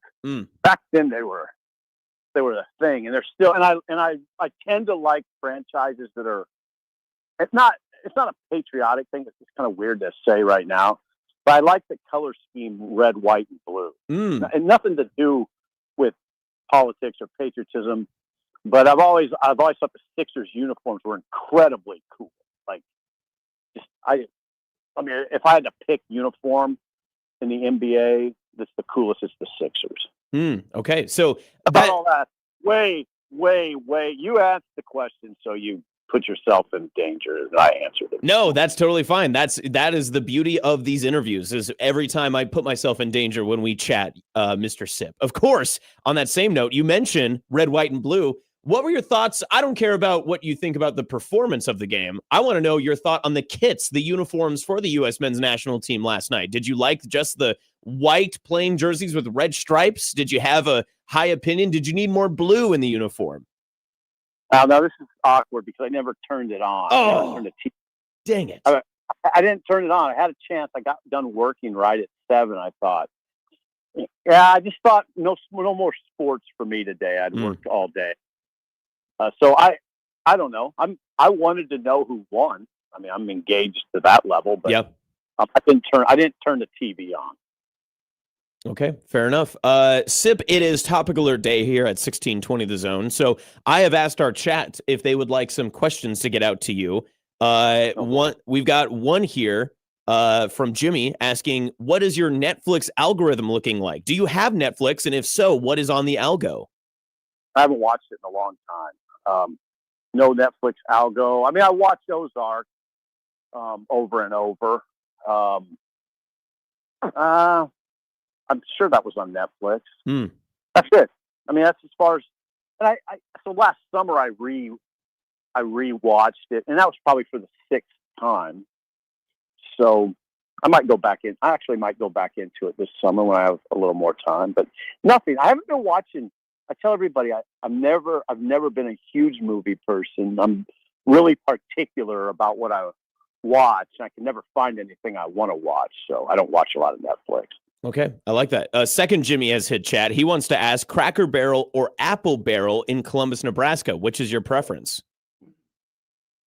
I didn't know there was an Apple Barrel. I like Cracker Barrel a lot. In fact, I like it so much, you'd understand this, that I have to avoid it. I have to work to avoid it. That's how much I like it. You have to work to avoid it. That's the case of a great restaurant. Then, if you're working actively trying to tell yourself I shouldn't be going. No, I love it. I mean, I love the dumplings. The breakfast pancakes are incredible. Everything is good. I've never had a bad meal there ever. Yeah, I'm a grits guy when I go to Cracker Barrel. I do like the grits. Oh yeah. But I feel like I always get ostracized when I order the grits. I get everyone who looks at the table, they're like, "Oh, you're ordering that?" I'm like, "They're great. I love grits. I think grits are great." Yeah, you shouldn't be ostracized for grits, and if you are, then you can handle that. Thank you. People have been ostracized for things much more serious. You can handle it. I appreciate that, Sip. Steven Sipple is joining us from Husker Online today on Middays with Matt on 1620 The Zone. Sip, I hear it is your birthday today. Happy birthday. Yeah, number 60. So it's kind of a hard one, tough one. But no, I mean, I say that because I think you're supposed to say it. It doesn't feel any different. I'm good with it. Can you tell me what's been your favorite birthday then? If 60 is so tough, what has been your favorite birthday? Well, anybody that knows me at all knows I don't really acknowledge. I have to be careful because I don't want to my mom. It's important to my mom. Yeah, right. I was born, by the way, at Clarkson Hospital on 43rd and Dodge, which is now the Med Center, basically. So I'm an Omaha native, literally an Omaha native, and I have a lot of family in Omaha. So that's big. I want to mention that. But as far as my birthdays go, you know how a lot of people, like my girlfriend, it's a week-long celebration. With me, I just as soon not even acknowledge it. That's just, and you're in the business, you're in the media business, you get a lot of attention in this business. I don't need any extra attention, and I just don't even, anything with the word extra, I'm not big on usually. And so extra attention, I'm not big on. So there's nothing that you do extra on just because it's your birthday. So there's no trip to Cracker Barrel. There's no cupcakes. There's nothing like that. You just keep it status quo. Well, here's the deal. And you're on the radio. Like if you're on the radio and it's your birthday, our show in the morning on the ticket, the early break, we call it. It's a big to do. I mean, we had the governor on today. Did he tell you happy birthday? Yeah. I mean, oh, wow. You have coaches call in, Rhonda Rebel, God bless her, and Mark Manning, and a lot of people. My ex-wife came in, I mean, and my one of my grandsons came in. So that's the celebration for me. Okay. So it ended at about 9 a.m. Now I'm just kind of ready for a normal day. It's quite the guys, Jake and Bill Bush, I do the show with. They're incredibly good friends, like really good friends. And they make sure that the birthday's acknowledged. And I love them for it. They know that I'm not big on it, but it's still kind of nice. It's fun for the show. I think they get a kick out of seeing my discomfort, and then we all move on. Absolutely. I mean, that's the best part. I'm kind of with you that on my birthday, I try to keep it low key. I didn't even put it in our company emails or anything. I try to make sure no one's handing out any extra cards or anything. I will do this though. I take advantage of all of the birthday specials you can get. So the free slice of Cheesecake Factory cheesecake, I'm running to the store to get that. I'll get my free donut from a Krispy Kreme. I'll do all that sort of stuff. So do you have any of those type of traditions you try to swindle businesses for a free something or another? No, I'm interested though that number one, that you play down your birthday. I'm always interested how people handle it. Why do you play it down? It's so there's kind of a more attached story to it that I don't really need to get into here, but it's more just like, listen, I turned 29 this year. I'm good. Like, there's not going to be a birthday coming up for me that I have to be like, hey, let's all get drinks. Let's go out in the town, do that. I did that when I was 21, 25 felt like another one. After that, I've been okay. And, when your birthday ends up in the middle of the week, so today's a great day for you because it's like the Thursday, you get like a little bit of an extended holiday. That's a great birthday to have. But mine is on June 2nd. So it just feels like, okay, well, it's going to be like a Tuesday or Wednesday. What am I really going to want to do tonight or today to do something special? I'd rather just keep my routine and just be ready for the next day. 100%. So, yeah, everybody's a little different about it, and I respect the differences. I respect we're pretty similar, actually. So, but no, I don't have anything I go to. I'm trying to think of, no, there's really nothing. I'm fine with the calls I get and all that. But actually, I fired some preemptive strikes yesterday and just called people that would ordinarily call. So glut. I called people that would ordinarily call my birthday, so I don't get a glut of calls today, which people didn't really like, but whatever. I mean, you kind of, as you get older, you kind of just do things that you want to do. Yeah. Right. Yeah. Not like us giving you a call on your birthday, Sip. Before we let you go, Sip, and you can celebrate your day how you choose to. It's been 15 years and a day for Nebraska in the Big Ten Conference. I'm sure you've talked about this quite a bit over the past 2 days or so. Overall, do you think that this has been just in general? Obviously, you've got volleyball winning Big Ten Conference title. Softball has had their success. Baseball, football is, early on felt good, and then recently not as hot in the Big Ten Conference. But I don't want to ask you, has this been successful or anything like that? But do you think that when we look back 15 years ago, this is where the movers and shakers of Nebraska athletics thought Nebraska would be in terms of the hierarchy in the Big Ten? No, I think they thought it would be Nebraska's prominence would be greater because remember when they joined, they were riding pretty high in football, right? I mean, think about it. They had just lost by a point to Texas in the Big 12 title game. It was shortly after that when it all started to go down, it was not long after that we found out that Nebraska's talking to the Big Ten, and it moved pretty quickly. I know. I think most people. I always consider these to be football discussions. I mean, this is football. I mean, volleyball's not driving the conversation. Volleyball's not the reason that the Big Ten was interested in Nebraska. This is a football conversation. Basketball's not. Football was rolling then, and I think people thought that football would enjoy the kind of prominence that, say, Oregon is enjoying right now. But it just hasn't worked out that way. The only thing I'd add is it's so much a discussion about money. I mean, it's always that. Anytime you express any reservation about Nebraska's inclusion in the Big Ten, you get quickly slapped in the face with, but look at where Nebraska's positioned financially. And that's true. I mean, it's sort of unappealing to me. I don't think Nebraska, I get criticized roundly for saying this, I don't mind, I don't think it's a great cultural fit. I think that the Big 12 obviously was a much better cultural fit for the University of Nebraska. And I think that even like if Nebraska, the SEC would be a better cultural fit for Nebraska. It feels pretty forced to me, It's always felt kind of forced. But it, again, doesn't matter. It's a financial discussion, and Nebraska's positioned well financially. Absolutely. I can second that.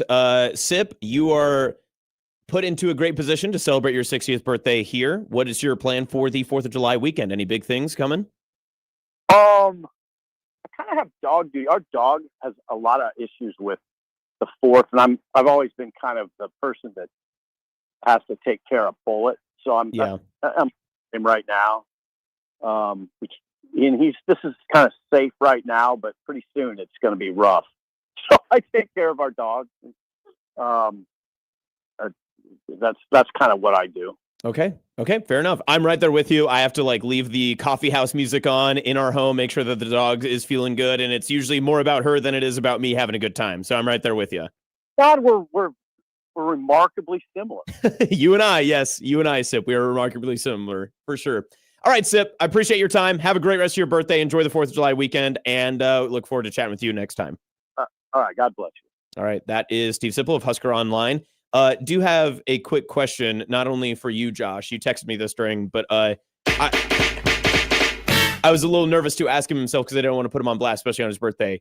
Do we think that he knew this isn't Matt McMaster talking to him? Let's see. I want to get the timestamp right. Okay. Yes. I texted you 13 minutes ago. Do you think he knows he's talking to you, or does he think you're Matt? I was unsure then. Also wasn't sure. Yes. By the end of the interview, I had convinced myself that he thought you were Matt. Absolutely. I think I was right there with you. That I was like, I didn't want to surprise him at the end, so I didn't want to put that on him for his birthday. We don't want to be rude. Yeah, but not going to do that. So yeah, that's just a fun little wrinkle. Things I know for a fact. He did not say Austin. He didn't say Matt either. I think he might have been confused in the entirety. Yeah.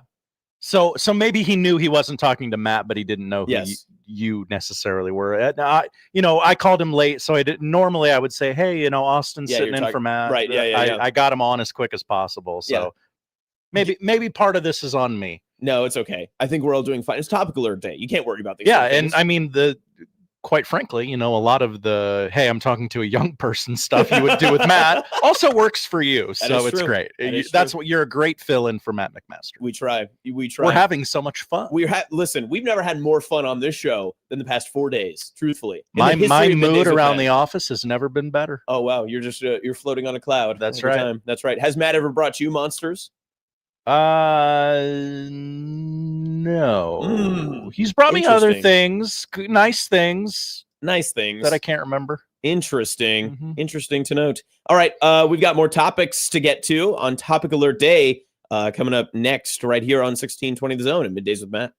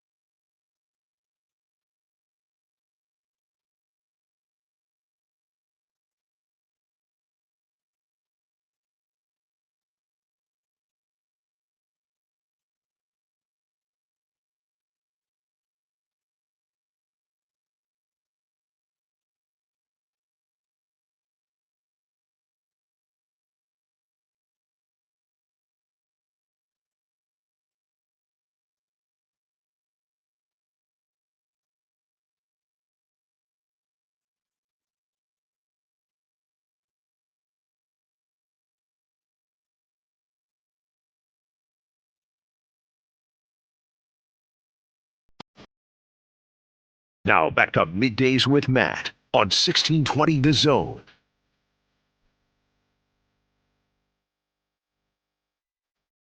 Welcome back, 1620 The Zone. Middays with Matt. I'm Austin Jacobson, in for Matt McMaster. Topic alert. Is it okay to flex to your coworkers that your abs are sore? Great question. Not oddly specific at all. I definitely did not just do this. Felt like you were trying to tell you that I work out. Trying to say something. Yep. I assumed already, Austin. Okay. Thank you. I appreciate that. You look like you work out. It's actually one of the better compliments you can receive. Topic alert. What are the best compliments you can receive from another dude? Just like off of the cuff. I feel like you look like you work out is a great one. I've gotten that a few times. It feels very nice to get, right? Matt's go-to is to say that I look like I've lost weight. Oh, I have done that. It does feel good. But there's a difference though, because you do have to be careful in how you present that, because you don't want them to be like, well, it turns out like the Debbie Downer skit where it's like, I actually have a terminal disease. Like, you know what I mean? So I always just go, I hit him with are you doing something different? You look really good. Oh, okay. Smart. Heady play. Yep. Because then if they tell me something tragic, then I can go, yes. My employer doesn't give me enough money for food. Yes. That could be it too. Yeah. Wow. Incredibly dark. Okay. So back to the original topic. What is I'm gonna beat the hell out of this button, by the way. Now that that's what it's there for. Now that I have access to it. What are the best compliments you can give? Should we say coworker, like male coworker, right? Should we use this in the meme form where it's like, oh, this coworker said it to me, but it's fine. But this coworker said it to me, and I'm calling HR. You know which meme I'm talking about? I do. I like that meme. It's a great meme. It points out a lot of things that I didn't realize about this world. Wood Africa 2010 in the YouTube chat says complimenting face hair. Oh, great beard. Yeah, facial hair. That's a good beard. So when I grew my mustache out for the hot minute in June, I did have a lot of people that would just plainly say, oh, mustache? And I knew that wasn't a good thing. You can't fool me. I knew what that meant. Now, other people would just go, hey, I dig the stash. Now, when you refer to it as stash, I'm in. Yeah. That rocks. So facial hair is on it, but it's again one of those like you have to approach it in a certain way. Also, kind of in the same note, but not as often as the weight loss thing, you have to be cautious approaching, because there's a difference between someone's trying something new with like facial hair or their haircut or whatever, and them looking completely disheveled because their life is falling apart. You know what I mean? Like if one of your coworkers is like going through a divorce, like don't go up and be like, hey, growing the beard out? Like, probably not a good time. Probably not a good time. Trying to think, like, what else could you tell? Like, and I think it's lame to like go up and talk to like your coworker, and if you're trying to just like do something nice, like a pick me up, just be like, hey, great work, dude. Look at you go, pal. You know? Oh, be specific with your compliment. Yeah, right? I would never compliment anyone. Here's work. That's right. Yeah. Compliment that as a person, not a worker. Not a worker. Hey, I noticed that extra work you've been doing. Thank you. Thanks for the work. That's we appreciate that. Yep. You don't tell them if it's good or not. You got to be real careful about handing out compliments as a manager. Jimmy in chat. Hi, Jimmy. You seem like a guy who knows how to fix stuff. That's a good one. Oh, that is a good one. I like that one. Yeah. Like it. Yes, that is good because it implies something that is true, whether it's true or not about you. It gives the implication. Wow, I'm coming off as manly to these other people. 100%. I also like the, I've gotten this once or twice. When I first moved to Omaha, I had a few people that told me, it looks like you work with your hands.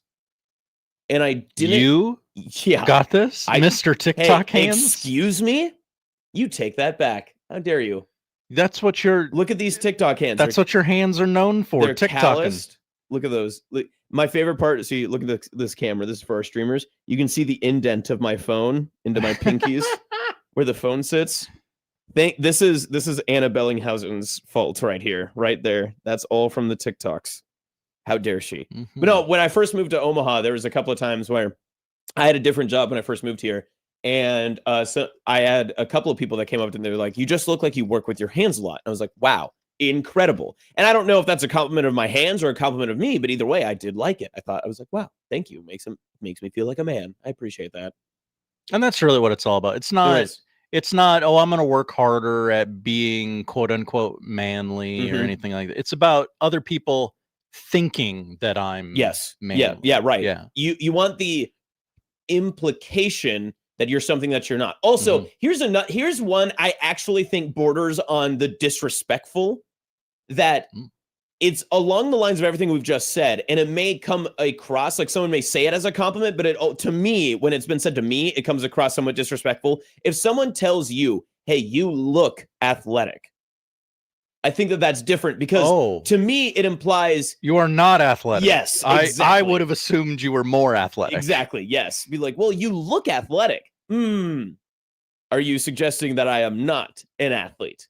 Which would be true in my case. I've been told that many times. That's an interesting, yeah. I've told many of my coworkers this, notably when we had a Herd at Sports softball league last year. We were trying to rival, obviously, those weirdos with the Jack Mitchell experience. Yeah, not a place you want to be. Did you guys get no hit in your? We did not. No, we were never not no hit. Yeah, very interesting. Yeah, and we never got Chicago Cubs nor White Sox, where we were down 22-1 at any point. Now, did you gamble on the games like the White Sox? No, we did not gamble on the games. You should have. I guess we should have. But yeah, I notably was coaching this pickup softball league team for Herd at Sports. And it was very funny to me because we would get asked many times, hey, like we need one more. And people would be like, well, why don't you just play? And I would say to them, because I don't want people to ruin the image that they have of me. They'll stop looking at you as a coach because of what you can or cannot do on the field. And I don't want people to go to work and be like, wow, I see Austin in a completely different light because it turns out he sucks at sports. I was all in on this team, and then I saw our coach play the game, and it just goes, nope. It really unmotivated me. It's my fiance uses this term a lot. It's a term that's like thrown around and trendy now. The term ick, like it gives someone the ick. Sure. She has that a lot with me. And she told me when she watched me play softball, it gave her the ick. And I said, well, I have chosen you to live with for the rest of my life. So we really can't have that. I really kind of need you to like me from here on out. So I will do things that maybe I just do these things away from you so I can still enjoy them if I choose. But if you don't like seeing me in this light, maybe we need to do something different. Seems like a good balance. Yeah, right? Yeah. You got to be able to do things that you enjoy doing, but don't disrupt the relationship in which you have now. So that's relationship advice for you on Topic Alert Day. I love this button. This button rocks. It's there for you. Thank you. For your pleasure. We've got a chat, or we've got a comment in chat. Should have been a hand model like Costanza. I always use, in my senior year yearbook, I did put at Sydney High School that future career aspirations was hand model. I don't think I have the hands for it. But you don't?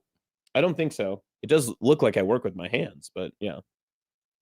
Maybe I should try that. Who do you get in touch with to start hand modeling? Oh, I think they got to reach out to you. I see. They got scouts. Do I need to start putting these hands on the internet so that way people can just like bang? Come on. It couldn't hurt. Come on. I mean, put the vibe out there. Look at these hands. I don't know what to do with them, but I mean, I don't. Better than a foot model, right? Yeah. Now, the difference in foot and hand, the difference in foot and hand modeling could not be more night and day, right? If you went to your family at like Christmas, Topic Alert. If you went to your family at Christmas and said, I have a new job, I'm a hand model, I think people would be like, oh, interesting, non-traditional, but cool. Very quickly. So WikiFeet is unfortunately a website that people can go to look at pictures of celebrities and their feet. Some would say unfortunately. WikiHands is also a thing. Okay. So maybe we work on your WikiHands page after this. But continue, please. But then imagine you go to your family at Christmas and you say, hey, everyone, I am a foot model. People would think that's weird. Yes, you just definitely. laughed, right? Yeah. Like, it sounds odd. I would definitely, if a family member very seriously went to an event and said, hello, I'd like to make an announcement. I am now a foot model. I would definitely do exactly what I just did with you and went. But if they said hand model, you just go, Oh, Huh. okay. Like Costanza. It's exactly Yes. what I would do. Just like Costanza. That's what people would say. Hand Yes. model. Okay. A hand model. Who is on this Wiki Hands page? Dallas Keuchel. Okay, now I need to see just Wiki Hands. Yeah. Wiki Hands. All right. I'm going to this on Joey's login. As you should. So, Well, Joey, I'm messing up your There are a algo. lot of people on this page I do not know. That's why I shouted out Dallas Keuchel. That's the it was first one only- you know? Yeah, it was the first one I knew. I feel like there's a few people on here that Madonna. are models of a different brand. Mhm, yep. Wow, these are. Oh yeah, no, these are 100%. Madonna has to have millions of hand photos Now, on the internet. do I click on browse hand galleries? Do I open this rabbit hole? Yes. Yeah. You're right. I should. Sure. Again, this is Joey's algo, so. Yeah, this is my work computer, so I'm sure no one will care. Sure, it's fine. Wow. Some of these only have like one photo of hands. That's kind of sad. Yeah, if you're gonna be never on, mind. if you're Okay, gonna- we got too far. Oh, back it up. okay. Back it up. Do not go to browse. Do not go to browse. Stick on the main page. Stick on the main page. Okay. Main page. Yeah, do not go further from there. Okay, so while we search wiki hands, we do have more odd news that are coming up as well. We do. Unless you do have odd news today. I have it Okay. if the people demand it. Okay, topic alert. Hold on, sorry. Topic alert. Do we want odd news? We'll discuss next, coming up on 1620 The Zone.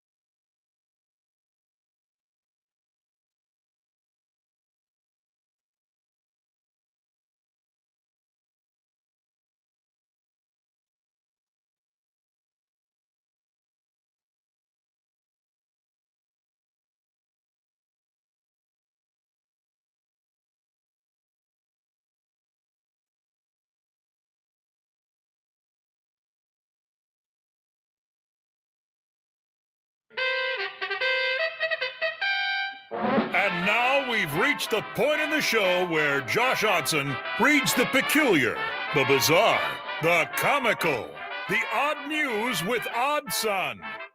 Odd news, Odd Son. See what we did there? The odd news with Oddson.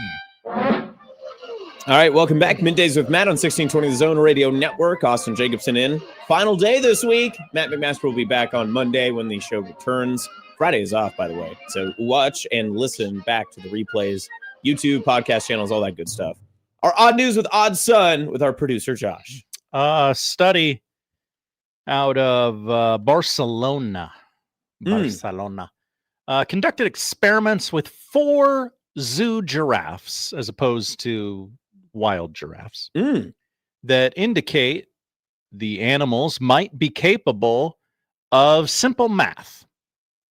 Oh. The University of Barcelona Institute for Evolutionary Anthropology. It's way too many letters. That acronym goes wild. Yeah, the ULIEA. Yeah, no, it's not an acronym. Okay. I always try and do that with things. I normally don't do it out loud. Like that, right. Though. Yep. Who published their findings in the journal Scientific Reports. Presented 4 giraffes from the Barcelona Zoo with 2 containers containing different amounts of carrot pieces. Okay. The researchers then covered the containers and the animals watched as the humans added or subtracted more carrot pieces to them. The giraffes selected the containers with more carrot pieces after addition 68% of the time, which the researchers said exceeds the number that could be attributed to random chance. Researchers said further tests controlling for whether the giraffes were using other methods of decision-making, such as choosing containers based on whether or not the researchers touched them, indicated 2 of the giraffes may have been using that method, but the other 2 continued to choose the containers with more carrots at the same rate. So they're pretty sure these giraffes were doing mental math. Wow. And pretty sure is always really good in science. Yeah. I mean, that's good enough, right? And don't forget, too, this is what all of the best minds in science are spending their time on. Giraffes and carrots, baby. Not any of those diseases we'd like cured. No, giraffes. Yeah. Think of the giraffes. More people should. We go to Phoenix. Hello, Phoenix. Ever heard of it? No. Is that where Spider-Man is? No. Okay. Not at all. Dang. A female inmate tried to escape a Phoenix hospital Wednesday with a traditional ruse, but it did not go the way she planned. That's how it ends up here on the Odd News. It happened at the Valleywise Health Medical Center. Maybe Jacob Padilla knows that. He loves Phoenix. The woman asked to use the restroom and tried to escape by climbing into the ceiling. Classic move. Right. It's unclear how far she made it, but the sheriff's office later said she was found between 2 walls. I mean, you could figure out how far she got based on where she started and where she wound up, right? Yeah. But whatever. She was rescued and medically examined. The hospital put out a boilerplate statement of the health and safety and security of our people is the utmost importance to us, blah, blah, blah, blah, blah. So yeah, she tried that thing you do in the movies and she didn't get very far. Dang it. Gosh, you hate when your plans are foiled like that, especially so quickly. That's right. And then you're going to get back to jail and everyone's going to laugh at you. That's right. And especially if you didn't go to the bathroom on your scheduled bathroom break before your prison break. Now you have to. Now you imagine you get caught between the walls and you go, okay, I know what this was going to sound like, but I actually have to go to the bathroom. Now I have yes. to, I forgot to go. I was so excited. Clearly they were letting you go to the bathroom on your own previously, but now there's going to be someone watching you, just like prison, or so they say. Yeah. Okay.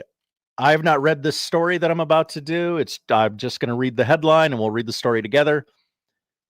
Drunk man banned from booze after, quote, launching flapjack at police officer's genitals. Okay, so can a flapjack, 1, be used as a deadly weapon? Seems unlikely. Okay, and then 2, is a shot with a flapjack to the genitals known as a lethal shot? Yeah. So the density of the flapjack does matter. We'll read this story together. Okay. Just sort of the language they're using. I'm guessing this is a story from like the UK or something. A violent drunkard has been slapped with a booze ban after hurling a flapjack at a police officer's privates, having already missed his target with a pot noodle while in custody. I don't know what a pot noodle is. No, I do not know. Hold on. I'll find this out. Pot noodle. Kristen Naylor was taken to a police station. Oh, it's a UK brand of instant ramen style noodles. Oh, sure. Okay, that makes a lot of sense. Noodle. Uh-huh. Yeah. Person was taken to police station following an assault on his father, Kristen Naylor, man. Interesting. Wait, Kristen Naylor, man? Is a man. Oh, he is a man. Yeah. Okay, I thought his full name was Kristen Naylor, man. That would rock. It would. During which he managed to land a punch on a dog. Okay, this story is wild. None of these words go together. I'm pretty sure they just launched this into the sun and said, how many more wild things can we add to this story? The 29-year-old was brought before a judge and received a 3-month drinking ban. Dang it. Prosecutor explained that Naylor's father had been staying at his mother's house after undergoing surgery. The defendant was also there and left for about an hour, returning in a very drunk state. Okay. An argument ensued, but there's a picture of pot noodles if I would have scrolled down. Oh, no. John declared he'd had enough and attempted to leave with his 2 dogs, stating he knew what the defendant was like when he was drunk. Naylor pursued John, demanding him to give him his dog back. Give him the dog. He tried to grab one of the leashes. I assume that's what that word is in context. Before pressing his forehead against his dad's, insisting he give him his dog. Give me the dog. Naylor then started throwing punches at his father's head. John retreated, crossing the street and asking a neighbor, hey, watch these dogs. Give me the dog. Naylor then threatened his dad, if you touch my dog, I'll kill you. Naylor continued to tail John and began to punch him numerous times, causing him to tumble. During the attack, which lasted approximately 45 seconds, John begged his son to let him stand up. Let me get up. Let me get up. Let me get up. When did the police get? When's the pancake coming in? Help me. Help me up. One of the dogs was caught by Naylor during the assault. Officers were summoned and a constable identified in court. Okay, so when did the dog get punched? I don't think the dog got punched. Okay. I think the dad got punched. Oh, the dad got punched. Okay, gotcha. Never mind then. Naylor declared to the officers, quote, I could make your life hell. Oh, no. Naylor proved obstructive while being placed into a van and transported to custody. Once at a station, he was provided with a pot noodle and a flapjack. No. He hurled the instant noodle snack towards the officer, but failed to make contact before launching the flapjack, which struck the officer in the genitals, causing what he describes as a sharp and immediate pain. Sharp and immediate. You got to no-sell that. If somebody, if someone in lockup hits you in the junk with a pancake, you got to stonewall them. Just nope.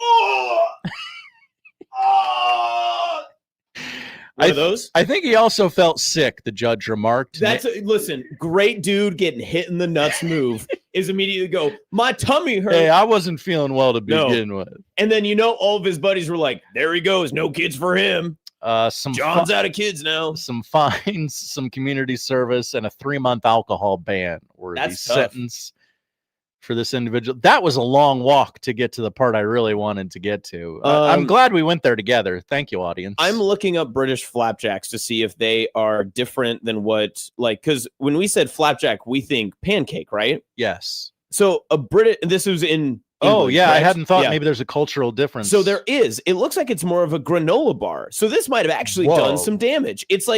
So they look like thick, square, almost Rice Krispie treat shape, but like granola-esque. Let me see if I can find a description of a British flapjack. In the UK, a flapjack is a dense, chewy oat bar baked in a tray and cut into squares or triangles rather than a pancake. Made with why do they make everything worse? Who would ever be like, oh, flapjacks, that sounds great. Let me get an oat bar. Awesome.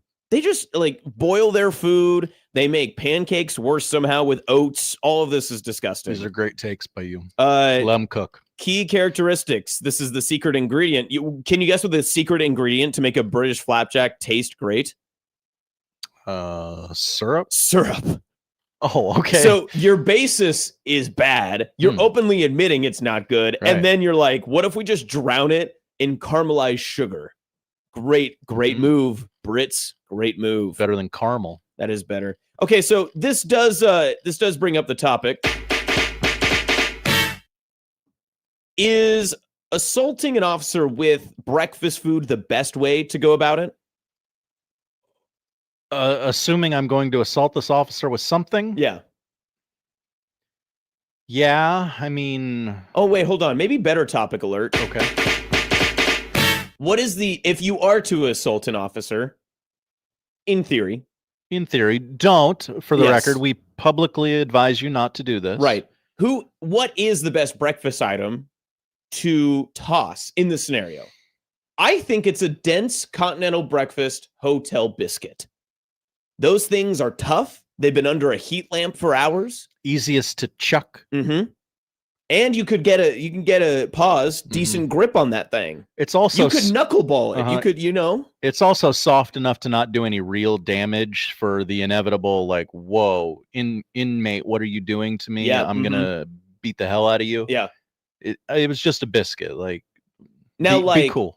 For maximum damage, I feel like that's the appropriate. For just more like unease and uncomfortableness, like a bowl of grits or cereal would also, because if you connect, right, not only do you get like, oh, the bowl hit me, but also you're covered in milk and just cereal. That's gross. The YouTube chat very in on this conversation. We've struck a chord with them. Yep. Brandon says a cinnamon roll. Yeah. A cinnamon roll being covered in stickiness is one of those inarguable things. Yeah, it's disgusting. J-Man says orange.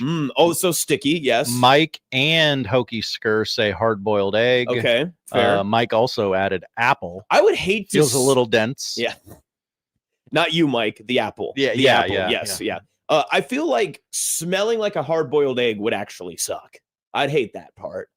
I wouldn't want to be walking around the rest of the day just, being a police officer and doing traffic stops, and people are like, "Oh, what happened to you, sir? You smell like eggs. You smell like eggs." This is a great topic. So I think we're going to continue the topic alert, maybe into the next hour to debate maybe what other breakfast foods. Fun. Yeah. No, Mike, you're not pretty dense. That is totally fine. Quick one here, just talking about how great the show has been since Matt McMaster took a vacation leave. Eric adds, shout out to Austin for leaving an appropriate amount of time for the odd news, unlike some hosts. Your thoughts, producer Josh? I've gotten to do I'm just going to lay out the facts. You decide which is better, audience. I don't care what everyone says is better. You're the audience. What you want matters most. I have gotten to do 3 stories every day. I've gotten to give the details behind those stories. I'm not saying it's better than what we do each and every day. I've gotten to do it at 11:45 each day as well. I'm not saying one's better than the other. Interesting. That is for you to decide. 1620, we report, you decide. That's how we will end the odd news, and we will discuss maybe some more topics coming up next on 1620 The Zone and Middays with Matt.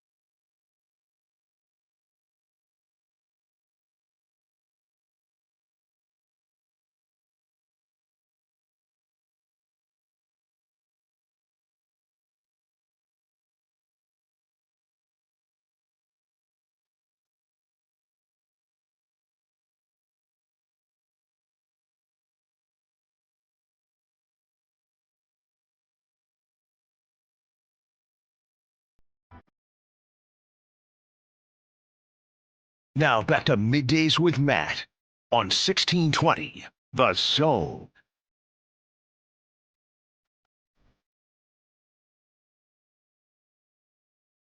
On a topic alert Thursday, it's Middays with Matt. I'm Austin. That's Josh. Hanging out with you here at 1620 The Zone. Wishing you a safe 4th of July weekend. Fun. If you choose to be safe, maybe you're psychotic and like to hold the fireworks in your hand for as long as possible. Do Roman candle wars, all that sort of stuff. I do not. Don't do those things. Do not condone those activities. Do not condone those activities. That would be a Horse crap call. That's right. That'd be a bad idea. Bad idea. Don't do that. I have a thought that kind of stems from our last conversation coming out of the odd news, Josh, that I think we could turn into a topic alert. What is your dream continental breakfast when you wake up from a hotel? Like you go down. Okay, let's start here. We'll start with a different side topic and then work your way to the topic in which we will get to here in a second. When you're at a hotel, what is like your best positioned room? Like where do you want the room to be, preferably in a hotel? Do you have a preference or do you just take whatever you get? I mean, I take whatever I get, but preferred to be on as much towards the top as possible.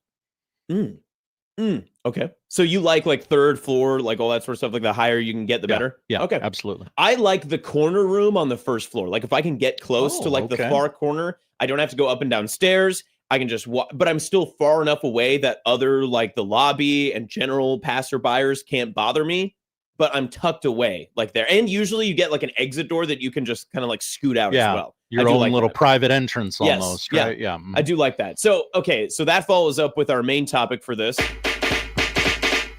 about your ideal continental breakfast. Let's say you exit your room from the third floor. You're walking down, you take the elevator, whatever the case is. And then you move forward. What do you hope to see the spread? First and foremost, let me be clear. I hope to see not a single person standing there. I hope no one else is there when I get to the continental breakfast. Also, just very quickly, if you're now, I travel very little. Okay, understand. That's kind of sad. Understand where I'm coming from. It is sad. Yeah. Thank you. Do you wish to travel more? I do, but in this economy, is a La Quinta calling your name in North Platte? Oh, I wish. It's the same hotel breakfast that you've had at every other hotel you've ever stayed at. Stop standing at the counter, paper plate in hand, mouth agape, going, well, gosh, I just don't know what to do. Do I go with the pre-wrapped muffin or the hard bagel? Do I make myself some toast? Also, how does this waffle machine work? Great topic alert again from Josh. Thank you. Why do we struggle so much eating breakfast out of our homes? Why? We generally speaking, most people eat the same thing almost every day for their breakfast. They either choose not to eat or they have routinely the same thing. We're all kind of doing our own thing, right? But it was just interesting, just so interesting that like in the scenario you're putting out there, that people will just be like, I've never seen this assortment of food together at the same time. I don't know what I would like to eat. Do I want apple juice or orange juice? Or, oh my gosh, what's that say? Water? Oh gosh, that's just too many choices. I better stand here and take a minute and make the right choice because I can't just come back and get something else if I make the wrong choice. That is true. All right, YouTube chat, you can also text in as well. And if you would like to call in 402-951-1620 on the Prairie Flower Casino hotline, we want to know your favorite continental breakfast items. To me, the number one you have to have, and I'm anti this until Tuesday, but I have to mention it here, have to have a waffle maker. 100%er is a waffle maker. I feel like that's a continental breakfast, like must have, right? And I want to be clear. Reminder, no waffles till Tuesday. No waffles till Tuesday. That's a Jack Mitchell. You're American, aren't you? Any Belgians listening to the show, turn it off. You're not allowed. Turn it off. Banned! Knock it off. You can come back Tuesday. You can come back on Tuesday. Back on Tuesday. Anywho. Back on Tuesday. Back on Tuesday. When I go to a hotel, and I don't want to make this like one of those, there are some hotels that are like the higher highfalutin ones that have all those super fancy things that are happening, and you get like the omelet bar and all that. That feels like such a unique experience that I want to make this so generic. Like most hotels you go to will not have that as an option. You're just getting like heat lamp items. A waffle maker has to be there. A hotel pan full of eggs? Whoa. How fun. And that brings up another great point on this whole continental breakfast side of it. I avoid the eggs so quickly. You know they came out of a carton. They have like the little microscopic holes and stuff in them that you're looking at. You're like, that doesn't look like an egg. Like this doesn't look like any eggs I've ever made. Terrible. And I feel like you're asking for sickness every time that you try to get in on any of the scrambled egg portion of it. What I will, my dream here in a perfect situation, I have the waffle and I like a good, listen, remember, we're at a continental breakfast. If they have a turkey sausage option, a little bit less greasy and a little bit more flavor, because it's not just like 90% grease and just dripping off that thing, I'll take a turkey sausage. I'll also take a crispy breakfast potato, just like some of the little mini cuts there. Sure. I'll take some of that. And then if you have like a mini parfait-ish bar, that rocks. I'll go with that. Get me some yogurt, some granola, put in a little bit of fresh fruit. You ever go up to somebody and say, hey, you want a parfait? And they go, hell no, I don't like no damn parfait. No. Shrek was accurate about this. I'll also give extra points too if they have chocolate milk by the carton in their little container. Good play. Right? I usually go toast. Okay. Toast is good. Yeah. Are you jam, peanut butter? What's your move? Peanut butter. Okay. A little protein. I do find it a little bit gooberish if people are putting butter on and then put something else on with it. I find that to be goober activity. Oh, okay. Yeah. I don't like that. I don't do that. Okay. I don't know if goober's the right word. Yeah. But I like it. I have people in my life that will put butter down on toast and then peanut butter on top. I find that to be goober activity. Okay. So you've had your toast with peanut butter. Yeah, I'll usually try and go maybe a yogurt or I try and eat. I don't eat breakfast usually. I know that's a me problem. So I try and eat light. Oh, okay. Try and avoid the things like, okay, those eggs are terrible. Right. Like I don't like gravy. Do you trust the bacon at a continental breakfast? You know it's one of the just like microwave box pack. Bacon's a little like pizza where it's, you know, it's pretty edible even when it's terrible. Interesting. I'm trying to think of what else, like what's the generic stuff that I see all the time out there. I feel like we've hit most of the topics, right? Cereal, fruit. I don't give extra credit to the hotel continental breakfasts that have like the salad bar that's always just out. So if they were like, oh, well, you can have like cottage cheese. I don't want cottage cheese in the morning. I don't want it first thing. I don't want cottage cheese ever. All right, well, cottage cheese is rampant in my home. You take your cottage cheese and you go to hell. Yeah. Added topic alert.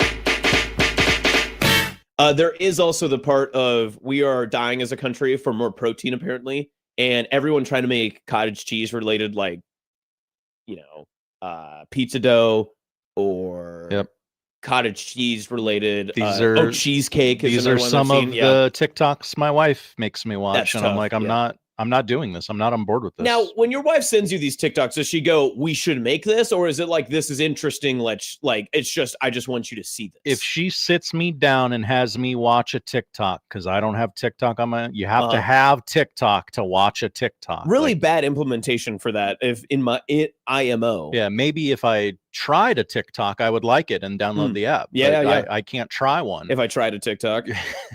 If I try to TikTok. Social, it is generally because I would like to make this. I'd like to share this meal with you, this recipe with you. Okay. Let's do this. Let's do this. It's not a passing fancy. But if there is cottage cheese or other food trend white people are too into, don't say Greek yogurt, mayo. Oh, what? She'll mayo a chicken so damn fast. And I'm like, why not just make the chicken juicy? You do a wonderful job at that. Yep. The mayo, not everything needs to be creamy. That's true. I tell my wife this all the time. We have a cream cheese issue in this country as well. Like, not everything needs cream cheese. Preach. Like, cream cheese, I understand. Like, it's like it's great. Yeah, I get it. I like cream cheese, but every single crock pot recipe does not have a block of cream cheese or need a block of cream cheese. Nope. Absolutely not. Cream cheese is best on bagels and maybe some other, like, I like a cream cheese on my pizza, but I would prefer a little honey goat cheese. If I have the choice, that's what I go for. And you notice it didn't say cream cheese. You didn't. I don't know. It's just cream cheese is too much. We're asking way too much of cream cheese. We got to knock it off. We got to slow our roll. And honestly, you know what? New topic. There's also the part that maybe this country's digestional, like intestinal problems would be better if we stopped trying to force dairy into every single one of our diets, right? Maybe people would have more solid movements down there if we were just a little more cautious with, as you said, making things juicy. Austin, my goodness. Look, I don't want to throw this around, okay? I don't want to give you a bit. We've had a lot of fun at Matt McMaster's expense. It's all tongue in cheek. We love Matt. We do. I like listening to Matt. Matt does a great job. What you have just said is, in my opinion, the greatest take in the history of Middays with Matt, the midday time slot, and 1620 The Zone as a whole. That we need to lessen the dairy in this country, yes, to solve the digestional issues. Imagine how many gas station road stops would be just non-obliterated with feces on the walls if we just reduce the amount of dairy in people's diet. Not everything needs a slice of cheese on it. Well, gosh, I eat this and I feel like crap. What should I do? I don't know. Maybe stop eating the things that make you feel like crap. Great point. Great point. I don't know what it is that makes me feel like crap. It's probably everything. On that same note, on that same topic, I like the thought, like just the mental fortitude of some people that are just like, man, I feel like crap constantly. I don't really know why it is. And I'm always having like this or that or this problem, but here's what I eat every day. And they never look at that. And they're just like, wonder if the things I'm putting in my body are making me feel very, very bad. I like one of I had a coworker. There's a correlation there. I had a coworker from 2 previous stops, so they can't find me here. Actually, they're now a part of this company, so maybe they can't find me. Whoa! But they used to work at Sweet 98. No, yeah, I did. Way back, I've been like an off and on coworker of this place many times. Ooh. Weirdly enough. But yeah, I had this coworker who would openly not eat vegetables and grains, just always. And I'm not saying like, hey, make sure you're getting your fruits and veggies. I'm not Michelle Obama. Okay. I'm not trying to like force you into my lunch program. You're not Michelle Obama. I am not. I am a man. Okay. Michelle Obama is indeed not a man. I've heard different. Okay. Are you from places? Are the streets saying that I am Michelle Obama? Some streets. Pennsylvania Avenue. 13th and Farnham. Oh, okay. It's more of a corner street. Anywho, I've never been. I don't know. Couldn't tell you. Streetcar. That's streetcar. Ride the streetcar. You mean that thing that's going to have to jump the potholes, the sinkholes? What if voids? They're voids. All right. Void is a hilarious term to use for that. By the way, just a hilarious term. Like someone came up with that and was like, you know what sounds less derelict, less dangerous than sinkhole? Void. Bob, we need a spin zone on these sinkholes. I don't know if you've ever, you've watched so many different movies, science fiction movies, I assume. Mm-hmm. If there was a scenario in like the Star Trek Enterprise franchise where they said, oh, there's a void coming up, that's not good. Yeah. That's never been a good There's thing. A very bad connotation, but also it's undefinable, right? Yes, so 100% correct. Yes, that's why you go with void. Yeah. Yes, it sounds worse than sinkhole, but I know what a sinkhole is, and I know how a sinkhole's caused. A void could be caused by anything, and it could. That's a good point. Maybe the void closes. Yeah. Okay. So we changed topics to void. Now with voids, when they say like, oh well, there's like if I just use generic sense, there's a void at the grocery store. What would you think? You probably don't think like there's an envelope in time and space that is folded and disrupted, right? But I would think like, oh, they must be missing some type of product. But when you suggest like, oh, there's a void underneath Blackstone, I would think, oh my God, Blackstone is being ripped apart by a black hole or some cosmic being of some kind. Time-space continuum. Yes.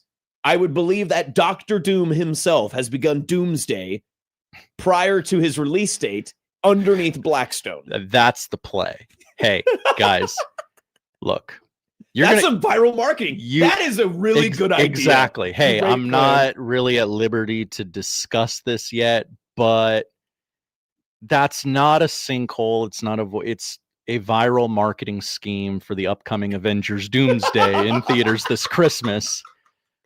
Look, I've already said The Void. I've already said too much. Like I wasn't supposed to tell you even that much, but look, I like you guys, so I'll level with you. It's all viral marketing. Don't worry about it. Just don't even look at it. Just keep your head up, and keep walking. What a great listen, when you run for mayor again, I will. That should be your campaign slogan. I got votes last time. I'll get more votes next time. So new topic. Should your campaign be run on keep your head up?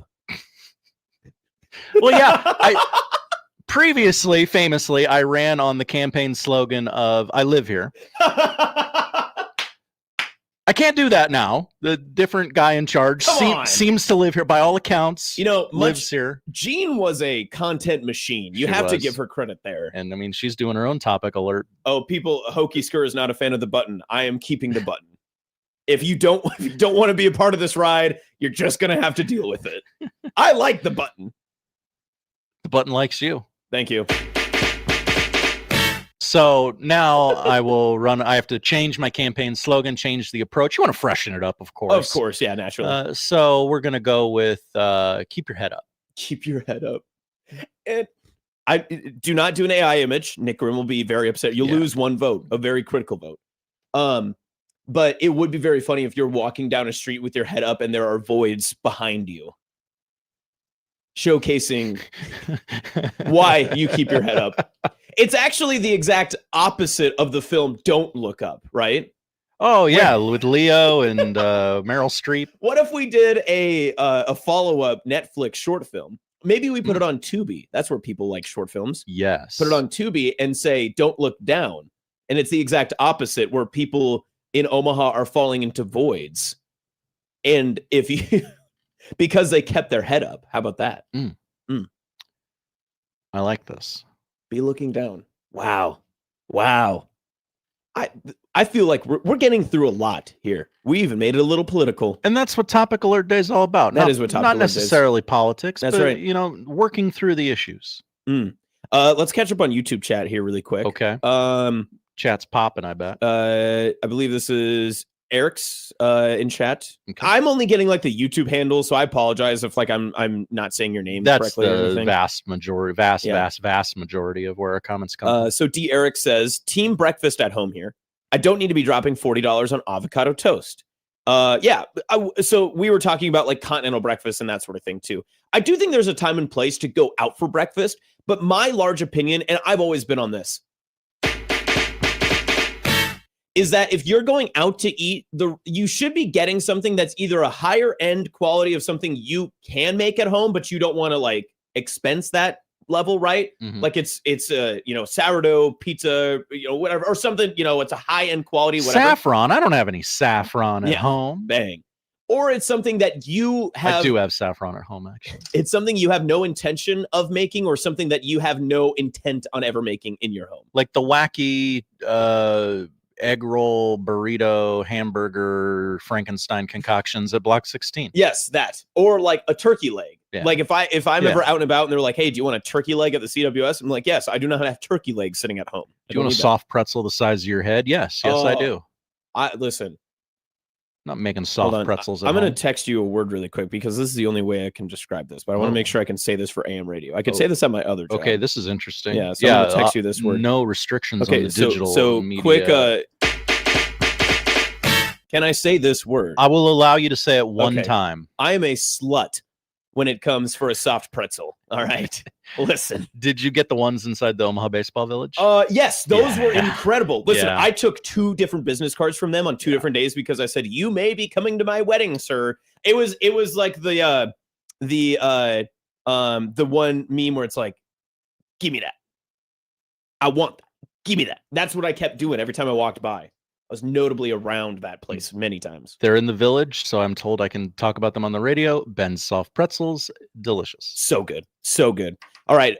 We're going to take a quick break so that way we can recoup, recover. Coming up in the 1 o'clock hour, by the way, we do have Lauren Michelson of KETV. She will join us. If we have time, we may get to the Nebraska football take time capsule. But remember, this is Topic Alert Day. It's a day for you, the people. The people. If you don't like what we're talking about, it's your fault. That's right. That's right. Okay. All right. We will be back with more Topic Alert Day here on Middays with Matt and 1620 The Zone.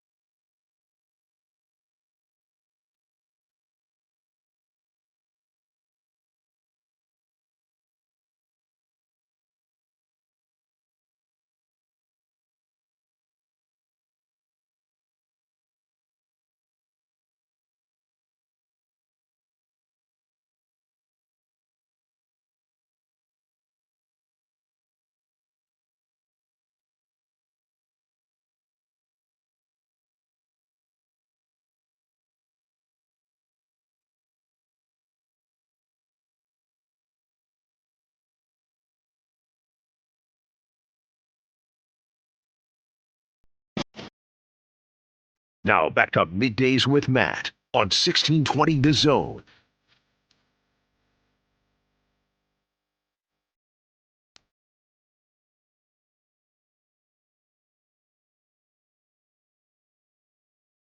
All right, welcome back. It's Topic Alert Day on 1620 The Zone Radio Network. Whether you're listening in Omaha, Central Nebraska, all the great places, tweet at us at the Liquid Trucking Twitter feed on the Zone Twitter feed, managed by Liquid Trucking. And also, if you'd like to call us and give us a topic to discuss, prairie flower. I have never gotten that correct. Never? Never. I have never gotten that right on the first go. Wow. Prairie Flower Casino Hotline, 402-951-1620. I told you in the break that I was concerned we don't have a topic. I was searching through our YouTube comments. No, what will we do? You can also text us as well. Same number, 402-951-1620 if you so choose.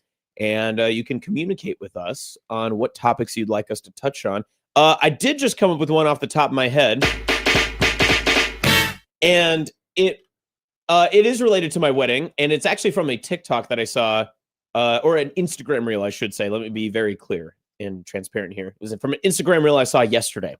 In the Instagram reel, it was a bride-to-be talking about how she has already accepted that at her wedding, someone will be putting on a tie as a headband and be known as the wild and crazy guy of the wedding.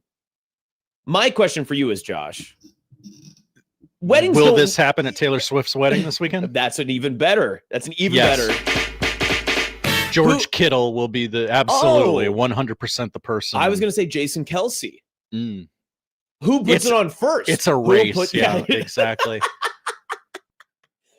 That's a great question, because I think there's some people that go to weddings that they're like, I am the party. That's the reason I'm here. I believe that is George Kittle's MO, and Jason is close enough to Taylor at this point to be like, okay, I know I've got to give her the opening dances, the father-daughter dance, the wedding party dance. I know that I can't get rowdy until like 9:30. And to be fair, Jason, emotional guy, father. Yeah. He's going to get caught up in the emotion of some of it too. So he's probably going to be like, oh, what a beautiful speech. What a beautiful first dance. George has no responsibility other than to drink and have a good time. That's right. Yeah. So yeah, I'm kind of with you. I think George is a good pick. We'll solve that one rather quickly. Old Greg Kettle. Look at that guy.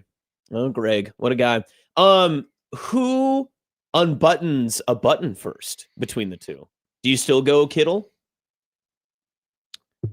Yeah, because I think Kittle might do Jason's outfit is predetermined, I would assume. Yes, right? Fair. He's probably wearing like a mariachi band, get up of some kind. Well, I assume he's in the wedding party and therefore has a suit, a tie. Do you think he will dress appropriately for his culture?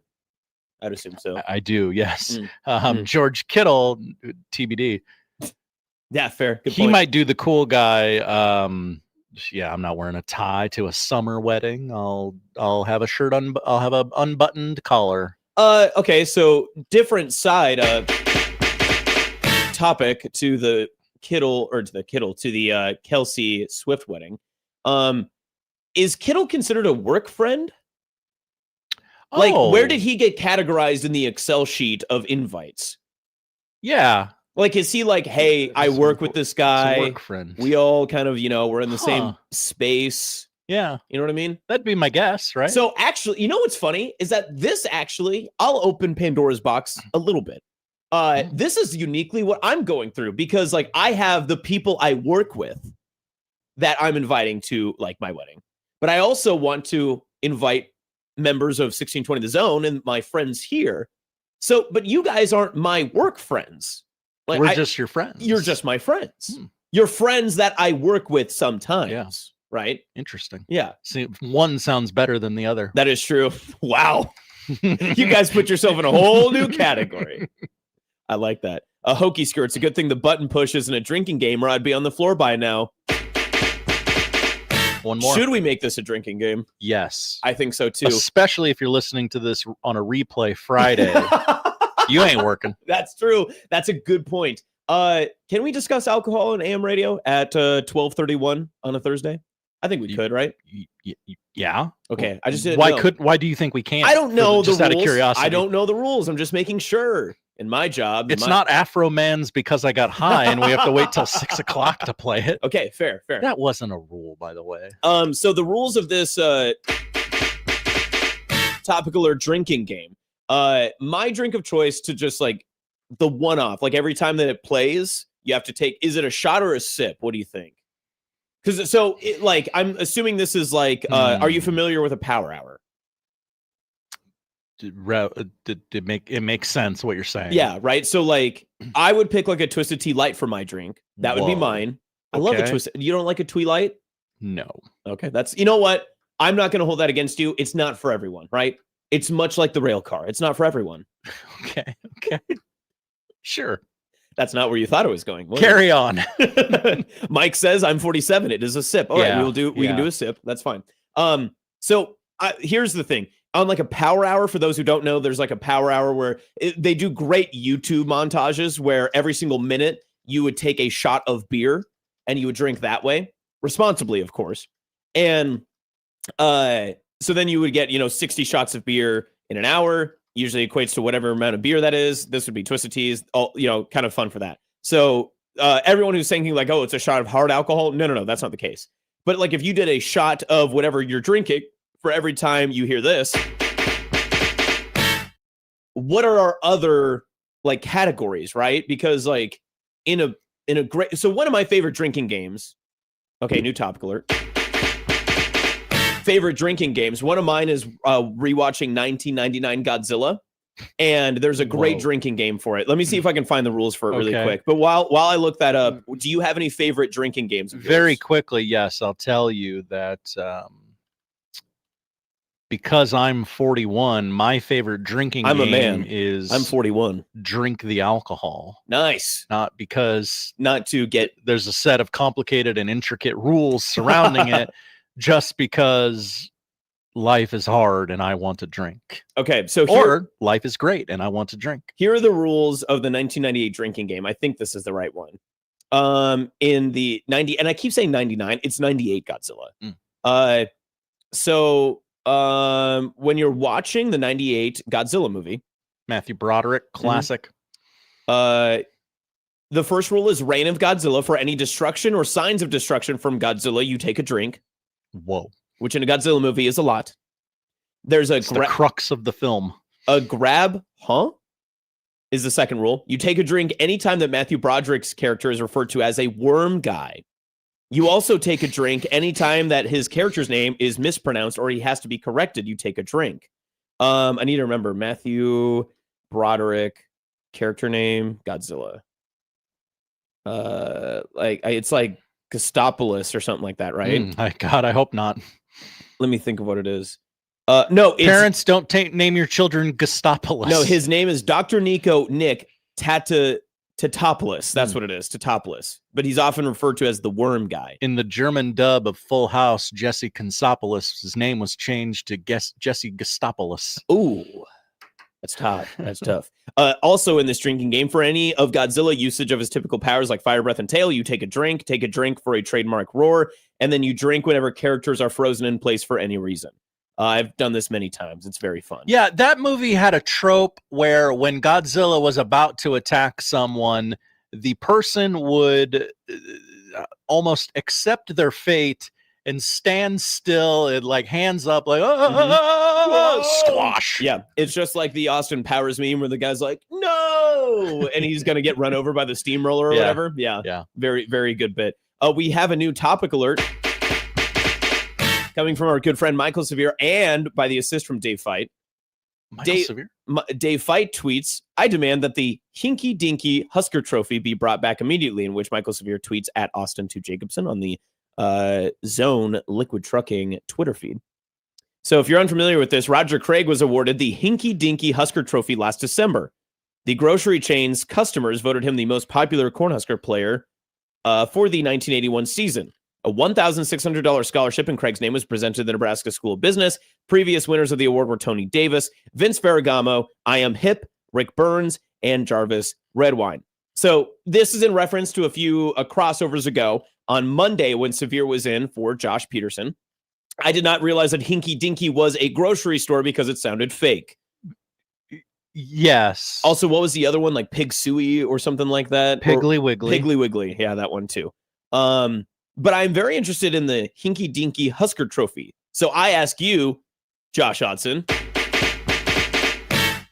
what is the number one grocery store you'd like to bring back for a Husker Trophy award?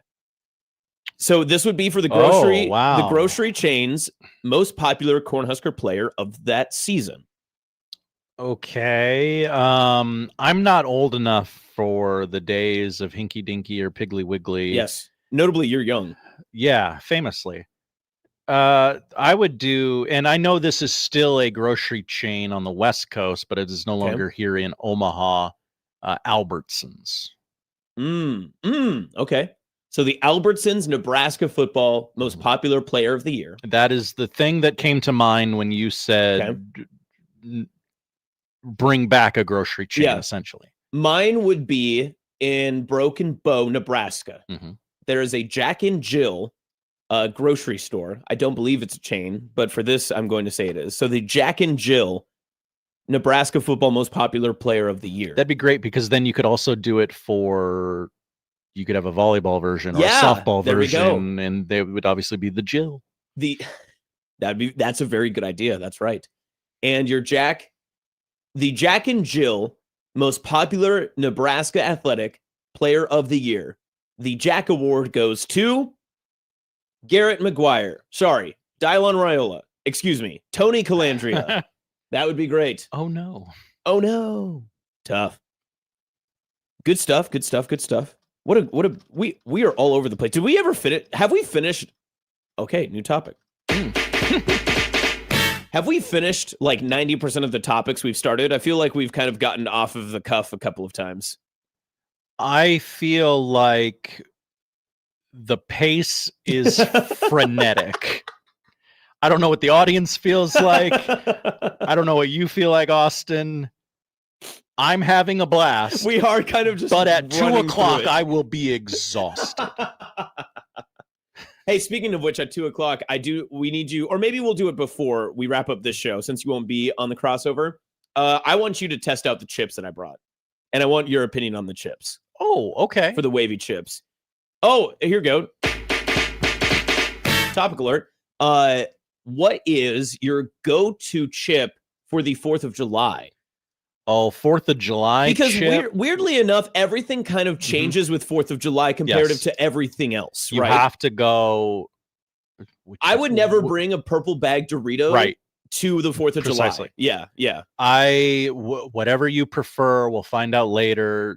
A ruffle or a wavy lay. Okay. Whichever you each prefer. their own. We can live in harmony, even though we disagree on the style of chip you enjoy best. I also brought the Kroger version as well. So we're gonna get the off-brand. Okay. So we get an interesting wrinkle in the game. And I don't know, this isn't worth pressing the topic button for, but Ruffles being nearly $6. Imagine that. It's not worth. Think of how many times he's pressed that button today, and he is saying no to pressing the button right now. Restraint from our own Austin Jacobs. Was it worth pressing the button to debate for a new topic if Ruffles are worth $6 for a bag? A non-family size bag. So the first topic is it worth pressing the button to change that topic to the Ruffles discussion? And then we'll get to the Ruffles discussion. Let's do chip prices and then shift over to that one. I don't use my power for evil. Okay. I also, if I am trying to evoke change in the world, it is because I passionately believe in something. Like last night, I was very upset about the Jaylen Brown trade. Yes. Clearly, when I got into the studio today, I couldn't care less. Yeah. Yep. Yep. Very much so. Jaylen Brown brought me a championship, and I didn't care. So when I tell you, Josh, sorry, I'm just laughing right now because you hearted the last message I sent you. That's very funny. I did. That's very funny. I tweeted to our good friends at Hy-Vee. Why is this bag of Doritos $6? I won't pay it. Yep. And did they respond? They did. There was some malarkey about. We're sorry for your experience. Please fill out this link and vote for our podcast. Supply chain, not our fault. Your beef is with Frito-Lay, Pepsi, not some BS like that. And I'm like, I'm not paying it. My kid eats bags upon bags upon bags of chips. It's one of his core food groups. I'm not paying $6 for a bag of Doritos. It doesn't make sense. It's a poor person's food. And also, let me take your side in this too, because as my doctor fiance has said many times to many parents that she has to work with, she will say, listen, yes, you want your kids to eat fruits and vegetables, but also kids got to eat. It's actually more important that they eat. Sometimes you give them what they want to eat because at some point they got to eat. That's right. Kids got to eat. All right. So that brings us now to the next part. Oh, great bit by Brandon Tiedemann in chat, BLT. How could this be profitable for Frito-Lay's? Great question. One of the best lines in one of the most underrated movies. Most underrated movie? In the past 20 years. Game Night is one of my favorite movies in history. Very solid. I was very pleasantly surprised. I love Game Night. And you're completely correct because the entire concept of it, you're like, who's watching this? Who's interested in this? For? But then when you watch it, you're like, this is for me. This is a great movie. I'm trying to think. So like Palm Springs is another good one that's like an underrated. I love Palm Springs. Maybe the best thing about COVID. True. Very good point. Very good point. And the Luke McCaffrey debate. People had that for a while. Let's see. Other underrated movies of the 2005. You know what? Let's do this. We're going to save this topic. We're going to take a break. We'll come back and then we'll give you some thoughts. Put a pin in it. Yep. We'll be back with more topic alerts coming next on Middays with Matt and 1620 Zone.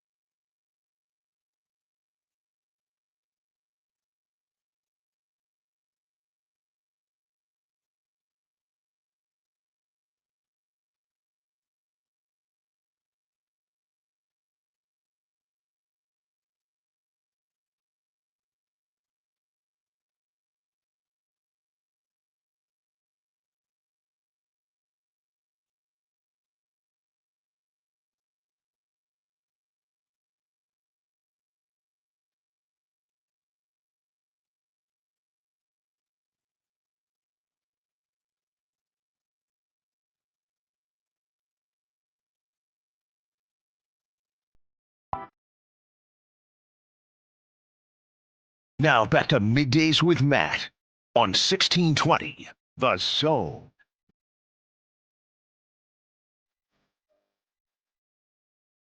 While we continue to compile our lists of our most underrated movies since 2000 for our hashtag Topic Alert Day, which, a reminder, you can tweet us topics, hashtag Topic Alert, at the Zone Liquid Trucking Twitter feed. You can tweet at me at Austin2Jacobson, at producer_Josh, as well as at Middays with Matt on the X app or online at x.com. Just don't add any more X's to that. You can also text us 402-951-1620 and call us at the Prairie Flower Casino hotline. They said it couldn't be done. 402-951-1620. A couple of topics coming in from the YouTube chat. We'll start with a short one. Charles asks in YouTube, do you eat mac and cheese with a fork or a spoon? I'm fork. I'm fork all the way.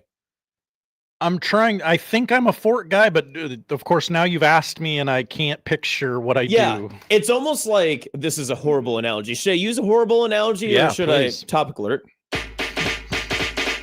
All right, that one felt excessive. Okay, that was the line. That's the line. We found it. Topic alert. Should I use the horrible analogy or think of another one? So my horrible analogy was it's almost like when someone asks you, hey, what's your process when you wipe? What do you do? And you're like, I guess I've never really thought about how I do that. I just kind of do it. Just do it. Yeah, you know? Just get it done however it needs to be done. So I did think about this enough. I think I am straight. I'm just strictly a fork guy. I think I do just go all fork there. Also in chat too, talking about game night from the previous segment, Brandon Tiedemann in chat says, let's get rid of bachelor parties and just relive game night. Great thought, BLT. Great idea. You could get some real support behind that. Okay, so here is our most underrated movie since 2000 topic. Terrified. I just want to do a good job. Let me throw these out to you first, and I'm going to give them to you, and I want you to tell me if they are underrated. And I don't even want to necessarily give an explanation for it. I just want your initial thought, okay? This is my list that I've compiled. I did not get to my 2020s as quickly as I wanted to, so maybe I'll take a look at those. But here's where I start. Game Night 1, Palm Springs. I put Chef in there. Chef? Heard Chef. Okay. Into the Spider-Verse. Would you take that as underrated? Ooh, yeah, because I think generally we talk about the live action Spider-Man movies. Thank you. And you'll notice I didn't include the sequel that I like more because I thought the first one was so good. You can't underrate back-to-back movies, right? Like if one movie is very good and you're like, oh, what a surprise. And then it comes out with a sequel. You can't be like, oh, wow, a second surprise, you know? Booksmart. Excellent selection. Okay. Austin. Thank you. Like that. I did put Chronicle on here. Are you a fan of Chronicle? Yes, it's the Michael B. Jordan superhero movie. Whoa. The kids Not familiar with this. They go to an asteroid like at a party or something, and they gain the ability to fly and like do a bunch of different stuff. And it's like a non-traditional superhero movie. It came out before, I believe, Iron Man, and just kind of set in stone some of the superhero stuff. So if you don't know it, we can move on. How about Warrior? The MMA movie with he plays Bane. What's it? Tom Hardy. With Tom Hardy. I have not seen it. Okay, never mind. Then you probably haven't seen this one. It's The Babysitter. It's a Netflix original with Jonah Hill. No, not that one. Okay, so move on. How about Thank You? I have seen The Babysitter. The horror movie. Yes. Okay. Great movie. Thank you. My last one I have on here is Thank You for Smoking. Aaron Eckhart. Yes. Yeah. Okay. I own it on DVD somewhere. DVD hanging out somewhere. Okay. Do you have any list put together so far? I don't have a list put together yet. Can I throw another franchise? I like your list. I'm going to throw one more franchise one in here. This is from 2022. Am I comfortable putting Prey in there from the Predator franchise? Oh, that was a wonderful movie. Yes. Okay, thank you. I really enjoy Prey. It's actually hot take alert. My favorite Predator movie. Prey is so good. It's so good. I know. Listen, you had the ability to watch the original and grow nostalgic with it. I did not. I watched Prey and I said, this is how every Predator movie should be made. from here on out. And Predator Badlands is good. Predator is good. The Predator is very bad. Predators is not, it's middle tier. Predator 2 is campy and fun. Yeah, that's right. Prey rocks all the way around. It is the best of the movies out of all those. Wow. Can I give you that? Can you budge? I don't know. Okay. I love 1 and 2. Well. But after that. Okay. So you are a fan of Prey, but not as high. So you would go 1-2 Prey is what it sounds like? 1-2 Prey. 1-2 Prey. That's what they say about me. Eat 1-2 Prey. 1-2 Prey. Love. Mm-hmm. Mm-hmm. There we go. Hokey Skur is keeping a live tally of how many times I've smashed the damn button, LOL. And BLT adds in chat, Snack Shack. Snack Shack's good. I have heard I should watch Snack Shack. I agree. There's a Nebraska that takes place in Nebraska. It does. Yeah. Yeah, it does. I believe so. I do believe so. I believe we need to take a break here. Make sure that we get our top of the hour here. That's correct. Snuck up on us. So we'll take a break. We'll come back in the 1 o'clock hour. We do have Lauren Michelson of KETV who will join us, and we will get to more of your topics. And if you have some underrated movies, or if you think my Predator take is bad, let me know. That's next, coming up on Middays with Matt on Topic Alert Day on the 1620 The Zone Radio Network.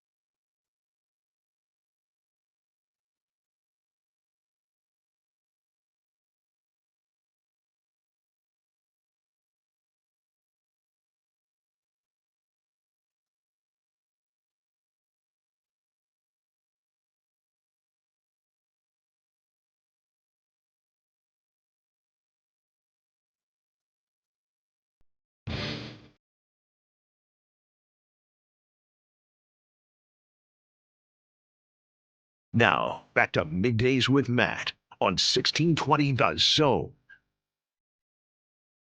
Topic Alert Day is well underway. Only 5 hours remain on Topic Alert Day. Can you believe it? Oh my gosh. I know. It's just too fast. It's too fast. Furious. Yeah. Oh.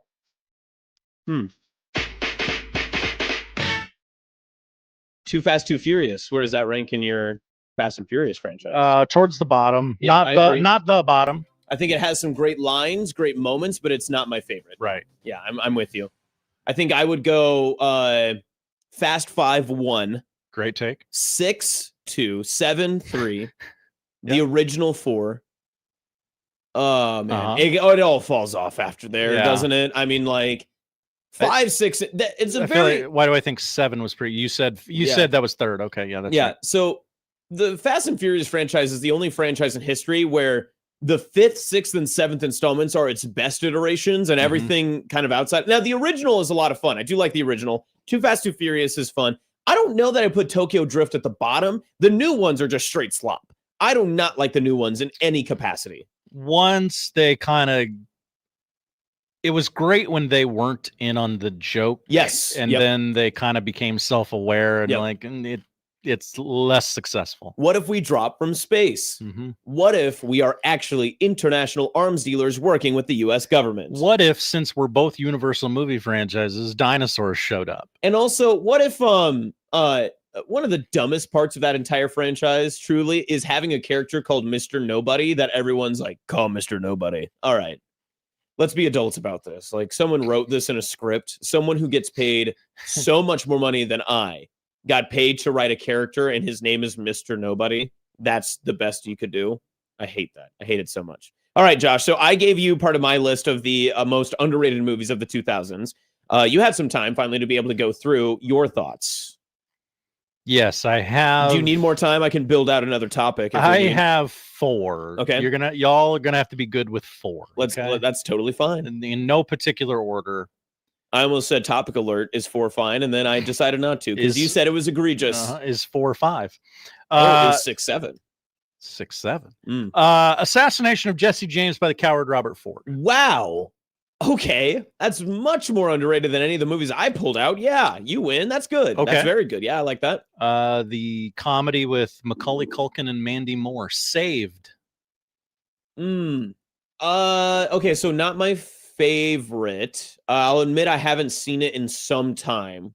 But I will say in terms of like underrated and you like it, yeah, you can win that category. Okay. 1 Hour Photo with Robin Williams. Oh wow. Okay. I do not know of this movie. Oh, you don't know of 1 Hour Photo with Robin Williams? Oh, you didn't know? Of where he plays the photo clerk who becomes obsessed and murders a family? Robin Williams murders a family. Yes. Okay, I'm interested. Watch list added. Because it is Robin Williams playing this character, it is terrifying. Okay, I'm in. If you just watch the movie like on its own, it's not. If it was anyone else, you'd be like, okay, this is a pretty generic boilerplate movie. But because it is Robin Williams, you're like, whoa, didn't know this guy could do this. There's a dark guy under there, turns out. And interesting. Okay, all right. And then my final one is Road to Perdition with Tom Hanks. Road to Perdition. I like that too. So let's be clear that there's a difference between underrated movies and like guilty pleasures, right? Yes. So guilty pleasure, one of mine is, hold on, let me just hit this Fast quick. and Furious. One of my guilty pleasure movies is Pain and Gain. No, I love Pain and Gain. So funny to me. Excellent pick for a guilty pleasure. Do you know what another one of mine is? And this is so funny. I get Road to Perdition and this movie mixed up, and you will find this very funny that I do.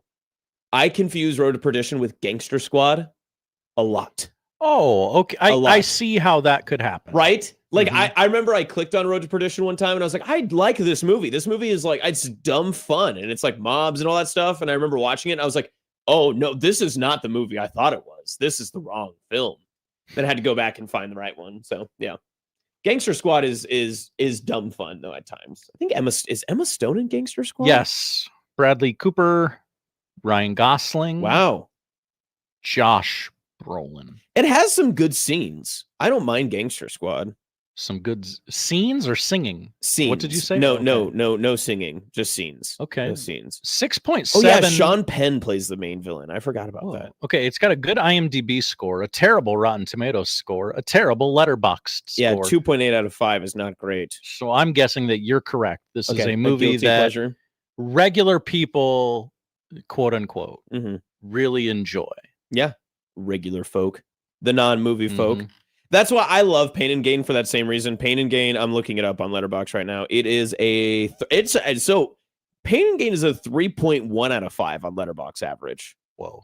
That's actually probably me rating it like 15 times at 4 stars. That's probably my fault, but interesting. Nick Nolte, Anthony Mackie, Giovanni Ribisi, Michael Pena, a lot of Marvel alums in here. There's a very funny scene in that movie where they accidentally kill someone doing the bench press, and Anthony Mackie's like, what are we going to do? What are we going to do? And Mark Wahlberg's character just goes, I'm going to hit a few reps and I'll figure it out. And he just starts lifting weights.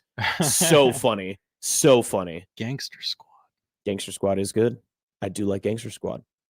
Okay, let's dive back into our YouTube chat quick. Just a reminder, you can tweet at us, hashtag topic alert at the Liquid Trucking Zone Twitter feed, at Austin2Jacobson, at 1620 The Zone, at producer_Josh, and at Middays with Matt. You can also text us 402-951-1620, and you can call in on the Prairie Flower Casino hotline 402-951-1620. Someone in chat says Tokyo Drift, taking shade. I think we gave it its appropriate. I don't mind Tokyo Drift. It is just, you got to remember at the time, there was a way that those movies were formulated, and people didn't like Tokyo Drift because it was so different. It also didn't have any of the characters in the Fast and the Furious franchise either, so people did not like that. And that is why that over time people have come to look upon that movie a little more fondly now that the mix of characters has changed throughout the 10 movies, and you now know that this is the third movie, but the 7th in chronological order. So I now know where in the timeline the movie sits. Yep. Their whole timeline is all messed up though now. Nothing makes any sense. Hey, this is the third movie, but also it's the 7th movie. Yeah, that's crazy. For no reason. And by the way, this guy's back from the dead. What? He for sure died. Okay, whatever. Guilty pleasure movie. It's not for me, but I can see it for other people. Alien versus Predator, as we have in chat here too. I thought AVP is like fun for what you take it as, but because I like both franchises so much, I do not like what that movie is. Is that fair? Yeah, I hate those movies. I don't even really find them all that like fun bad, I think it takes the best parts of those franchises and just like mushes them into a Marvel machine that I don't enjoy. It still to this day takes me a very long time to I will watch this new Alien or Predator thing because I know how bad it can be. Yeah. For this, even though everyone has said Predator Badlands is good, I have not clicked play on it yet because I'm just terrified. I am right there with you. It took me a long time to get into Predator Badlands. It is, I would say, above average. I'm not sure that I would label it good. I liked the experience that I went through, and I thought the characters had some fun. I'll give them that. I have not watched the television show past the first episode. I'm not going to watch that. No. I did not like the first episode of Alien Earth. Everyone said it got better. I don't know why it couldn't be better from the start. I'm going to apply this conversation to a new topic alert. What is the Thursday night football version of some things? Because I think the Alien versus Predator franchise is the Thursday night football version of the Alien and Predator franchise. Okay. You're excited that you're getting a new like it's been a while since you got this, right? Yeah. And you're like, oh, great. I could use a new something. And then you watch it, you're like, that wasn't the thing I love. I may turn this off at halftime. Okay. I'm kind of okay with this. Okay. We can do this with lots of things. There's so many things. So many things. Airport McDonald's. Thursday night football of McDonald's. Yes. Right? Like it's never as good as you want it to be, but you're like, I gotta eat. And at McDonald's, I know what I'm getting. Wow. It's almost too broad. There's almost too much. It's like creating a top 10 list of things you could spend money on besides fireworks. You don't realize how vast it is until you're in it. Can I say maybe a controversial for this station? Midweek college baseball. It's like Thursday night football. Because there's like 22 pitchers that will play, and really the result doesn't necessarily matter to those two teams, but like, man, the people that are involved are going to take it very seriously. You know what I mean? I'd like to win, but if we don't, and no one acts like it's like the biggest deal in the world. Especially like, I'll even add a caveat, like mid-March, midweek college baseball games. It's like, what are we playing here for? Like, what are we actually doing? Most of the time the team's like, oh, there's a cloud out, I don't think we should play baseball today. Yep. Everyone just trying to get out of that. Yeah, that's a good one. Which is, it does not happen in any other sport. Like nothing. Golf, but yeah, but like the depths they will go to not play is astounding in college baseball. The Waste Management Open, the Thursday night football of professional golf. Oh, you think so? I think so. Am I wrong? You seem hesitant. It's like the thing you love, golf. People have a lot of fun with it. Some people go all out. Does anyone go? The question is then, like, I don't know anyone that likes Thursday night football. That's what I'm saying. Does anybody more than go the all Super out? Bowl? Because it's not people will get up for Monday night football, right? But are people getting up for Thursday night football? No. Okay, so then a lot of times I don't realize that there's. Every Thursday, I will be scrolling through Twitter and like, oh yeah, there's an NFL game on Amazon Prime. Good point. Like, okay, I take it back. Okay. The current iteration of college football bowl system games is like, is all Thursday night football. Mactions, literally, these are all lumped together. Literally everything that is not the college football playoff is Thursday night football. Like, it's on, and you're like, great. It's the middle of the holiday season. I have more free time. I will watch the Gator Bowl. But then you realize you haven't seen Wake Forest all season, and you're watching Northwestern play, and you're like, I don't care, but it's nice to have something on, right? It is like guy who tweets all day that he's excited for the Hall of Fame game. Oh, good one. Don't be that guy. That guy sucks. And then is like super into the Hall of Fame game to watch the Giants and Steelers second and third stringers duke it out. And then when you confront them on this, because I've become like, don't tweet about the Hall of Fame game guy, and they'll be like, no, this is, you don't understand, this is for like, these guys are trying to make a roster. And it's like, I don't give a bleep that they're trying to make a roster. Oh, great addition to that. The Thursday night football of the offseason is episode 3 every year of Hard Knocks. You care so much about the first one. The second one, you're like, okay, yeah, I'm kind of waning interest. By the third one, you're out. You're done. You realize. Do I even remember it exists? You realize you hate preseason football. Yep. Like, whoa, this is not interesting. No. At all. No. Why do we do this? What else? Like the Thursday night. Subway is the Thursday night football of sandwich shops, right? Okay, I like that take. Yeah, I like that take.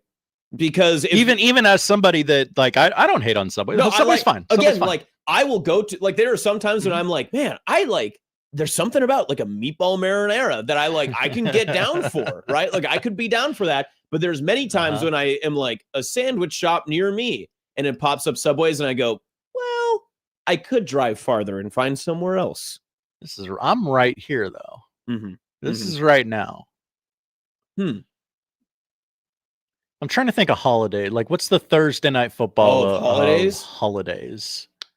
Okay, so I don't know why I'm stuck on it. So that's a really good one, because like 4th of July, you'll get the day off. I feel like it has to apply to you getting a day off, but it's like, which one is the least convenient? Does that make sense? Yeah. Is it Memorial There's Day? no food involved. Like, I feel like it's Memorial Day. Dave Fight says St. Patrick's Day. That's interesting. There's not necessarily a day off associated with it, but everyone is like, it's a holiday. It's a holiday. True, and they're being super annoying about it. So, okay, I can talk myself into St. Patrick's Day being the Thursday night football of holidays. People are excited about it, and there's no reason to be excited about it. I think I'm going to push back a touch, and I'm actually going to say Memorial Day. Embrace debate. Because you get the day off, but it's always it's always like if you're a lake person and you're like, we're taking the boat out on the lake, me and the kids are having a great time. The lake is too damn cold on Memorial Day. You can't go. Okay. And also the weather, way too variable, usually not great, and you're not going to enjoy it as much as you think you are. The day off is fantastic. Everybody loves a day off from work. That's great. But also, like, Memorial Day is on an interesting time frame when if you like are in high school and you're just like out of school, it's like, okay, well, it's summer break, but now my parents get to hang out with me. Awesome. Or on the opposite side, if you like get that day off of work, it's a Monday, isn't it? So wouldn't you rather have it be a Friday? Stibb says Labor Day because you get the day off, but also summer is over and no one does a cookout like on Memorial Day. See, okay, that's there can be some foods surrounding your Memorial Day festivities. People are excited to kick off summer. I understand that's not what Memorial Day means. We shouldn't do that. Okay, there, we covered it. Yep, there you go. Bang. Way to be. Wow.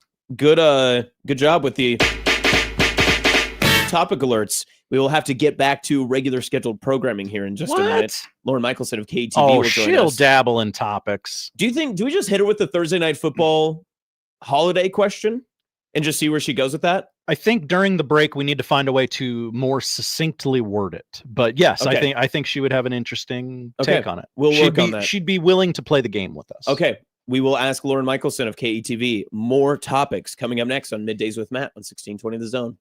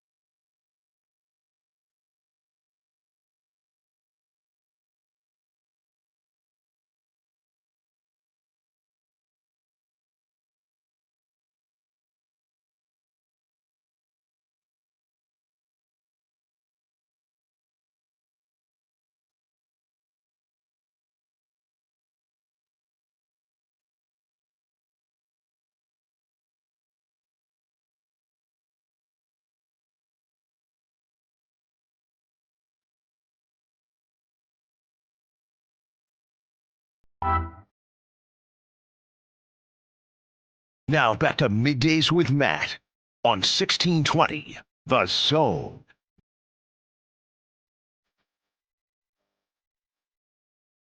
Welcome back. Middays with Matt. Austin Jacobson wrapping up his tenure here, hosting for Matt this week. It's been a lot of fun, a lot of great times, and it's even better when you can hang out and talk to great people like Lauren Michelson of KETV fame. Lauren, how are you doing? Oh, I'm doing great. Happy July 2nd. Happy to be sending you off on your way here. Yes, it's going to be great too. Okay, so let me start here. You are notably Kansas City native, or I should say former Kansas City native, right? I mean, like you're in Omaha now, but from the Kansas City area, correct? Yeah, KC native from Overland Park. So, but here now. I do. True Nebraskan now. Yes, I do love Overland Park. Great location. When it comes to the difference you notice in celebrations of the 4th of July comparative to your upbringing in Kansas City to where you are now in Omaha, is there a significant difference in either food, party, all that sort of stuff? Is there something you've noticed? Oh, that's a good question. Growing up in Overland Park and really across the KC Metro, I feel like everyone goes to the Lake of the Ozarks for the 4th. So you either own a home there, have family that has a house there, rent a house there, friends, whatever it may be. It's kind of like find every way possible to get to the Ozarks or maybe Table Rock Lake too. Whereas here, I feel like people are a lot more happy to be staying in Omaha too. And there's a lot more to do in Omaha. You have some people kind of going to the lakes, but I may be wrong. And if I'm wrong, give me the recommendations of where to go. But and that's kind of what I battled with this week. Do I want to drive 6 hours to the Ozarks or are we going to stay here? And I think we've decided to stay here. I like that. See, that is one part. And this is not, I'm not trying to distance shame Omaha by any means, but it is one of those things that they always pitch like, well, Omaha's this far from all these places. Yeah, but I still don't want to drive 6 hours to that place. No one likes to spend 6 hours in a car. No, like if there's some people that really love driving, and if you're one of those people, more power to you. But I 2 hours in, and I'm like, get me out of this car. It's not worth it. Not worth it for like 2 days, if that. It's a very Western Nebraska take. Some people do love driving in their cars. That would be people from my side of the state, Lauren. Lauren Michelson of KETV joins us. Okay, Lauren, you are a notable fan of the Kansas City Chiefs and obviously have watched many NFL games. We are on our topic alert day today. So we are just kind of running through many different topics. We were talking just a minute ago about kind of the Thursday night football version of different things just across many different areas of life. So one example we had was like the airport McDonald's is the Thursday night football of McDonald's. Does that kind of follow? Are you following that track there? Okay, so you're saying Thursday night football is like the worst day of the week to watch an NFL game. Yes, correct? Yeah. Unless, hold on, let me. Maybe I'm adding some bias in there. Where do you rank Thursday night football in terms of the football time zones that you can watch them? Okay, well, if I'm just a fan, like Sunday's the best. Love a Monday night football. Mm-hmm. Yeah, I mean, Thursday would probably be last, but, I work in TV. Yeah. So I'm off on Thursdays in the football season. So you could go. Thursday night football is like a sacred evening. And I will, I would have never said that before this job. But I'm looking at it through a different lens now. But I do see what you mean. I do. And the airport McDonald's, it's kind of like you could do like coffee shops. Like to me, people may get mad at this, but like Starbucks would be like the Thursday night football. Whoa, Lauren, what a take. Lauren. I do not like Starbucks. Like there's always a long line. It's kind of just average. Wow. It's bitter. Yes. So come for me if you want. Not a Starbucks fan, but like Scooters I'm also not a Scooters fan. I can't say that too loudly. Wow. But like any local coffee shop, yes, like support local. Maybe it's a $7-8 coffee. That's okay. Starbucks is expensive too. But it's always more of an experience. It tastes better. So that's where I stand there. Producer Josh, mark this down. On this day, July 2026, the year of our Lord, that was Lauren Michelson's hottest take, is that Starbucks is bad. I like that. Yeah, I'll probably get hate for that, but that's the truth. Okay, so alternative. I'm going to pivot from the original question I was going to ask you because you've opened up my brain a little bit more here. So because you are now not on the side of being a fan when you always can be, you get to be uncovering things. Can you what's your power ranking of times? Because what you were explaining a little bit earlier is being a fan and like when you're able to go kind of mixed in with your work. What's your favorite coverage time assignment? And I'll give you NFL windows. Let's stick there because they're pretty consistent. You've got noon, you've got like 2:45, 3:25ish in there. Sunday night football, Monday night football. What would be your preferred time window for your work? Everything that comes with the job, all the post game, everything that comes with it, pregame, all that stuff. What's your preferred kickoff time? Yeah, so for people that don't know, we have a 6 and 10 o'clock show. So anything that allows us adequate time to make slot is like a TV saying, make slot, make air in a comfortable manner. So like a noon game, you're easily making slot for a 6 o'clock show. We are at 5:30 actually on Sundays, ironically. But if you get a little bit later, or even a 7 o'clock, you're really making it difficult there then for the 10 o'clock show. But sports is later in the show. Sports doesn't hit right at 10 o'clock. So then at 7 o'clock, it's fun because you don't really have time to edit things, prepare that much, and you can kind of capture like the scene behind you. So the live aspect is better for like a 7 o'clock kick. But then noon gives you a lot of time to like really edit things and make it look super perfect. So yeah, one of those I'd say would be ideal. Okay, interesting. Can you recall off the top of your head, and I'll try to filibuster a bit to give you some time to think as well, but a moment in time where you were really pressed against the mark. And I've been alongside you at state basketball and some different events when we've been in the same spots. And I know you're always like, I've got to run, I've got to do this, I got to get this in, all that sort of stuff too. But is there one that's notable to you where you're like, I just have to run with this and make it work because I am either so behind the 8 ball because of the timing of the game or whatever may have happened? Is there one that sticks out to you the most where you're like, I threw that together and I'm not really sure how I did it? Like every week this happens. That's a great question. Yeah, people don't, in the football season, this happens so much. An easy example is we still do one of the only stations still, I feel like, at least in the people still do big Friday night football shows, but we really go big on Friday football still. And oftentimes I'll host our Friday football show. And the amount of times where I am walking to set and they're counting down in my ear saying, get to set, we're live in 30 seconds. Oh. And I have half our scores aren't filled out. So I'm relying on some of the guys back in the station to just fill out the scores. I haven't, seen half these highlights. So I'm watching them blind, hoping I have names of all the kids written down correctly. And you're just kind of like, well, it's time to just go.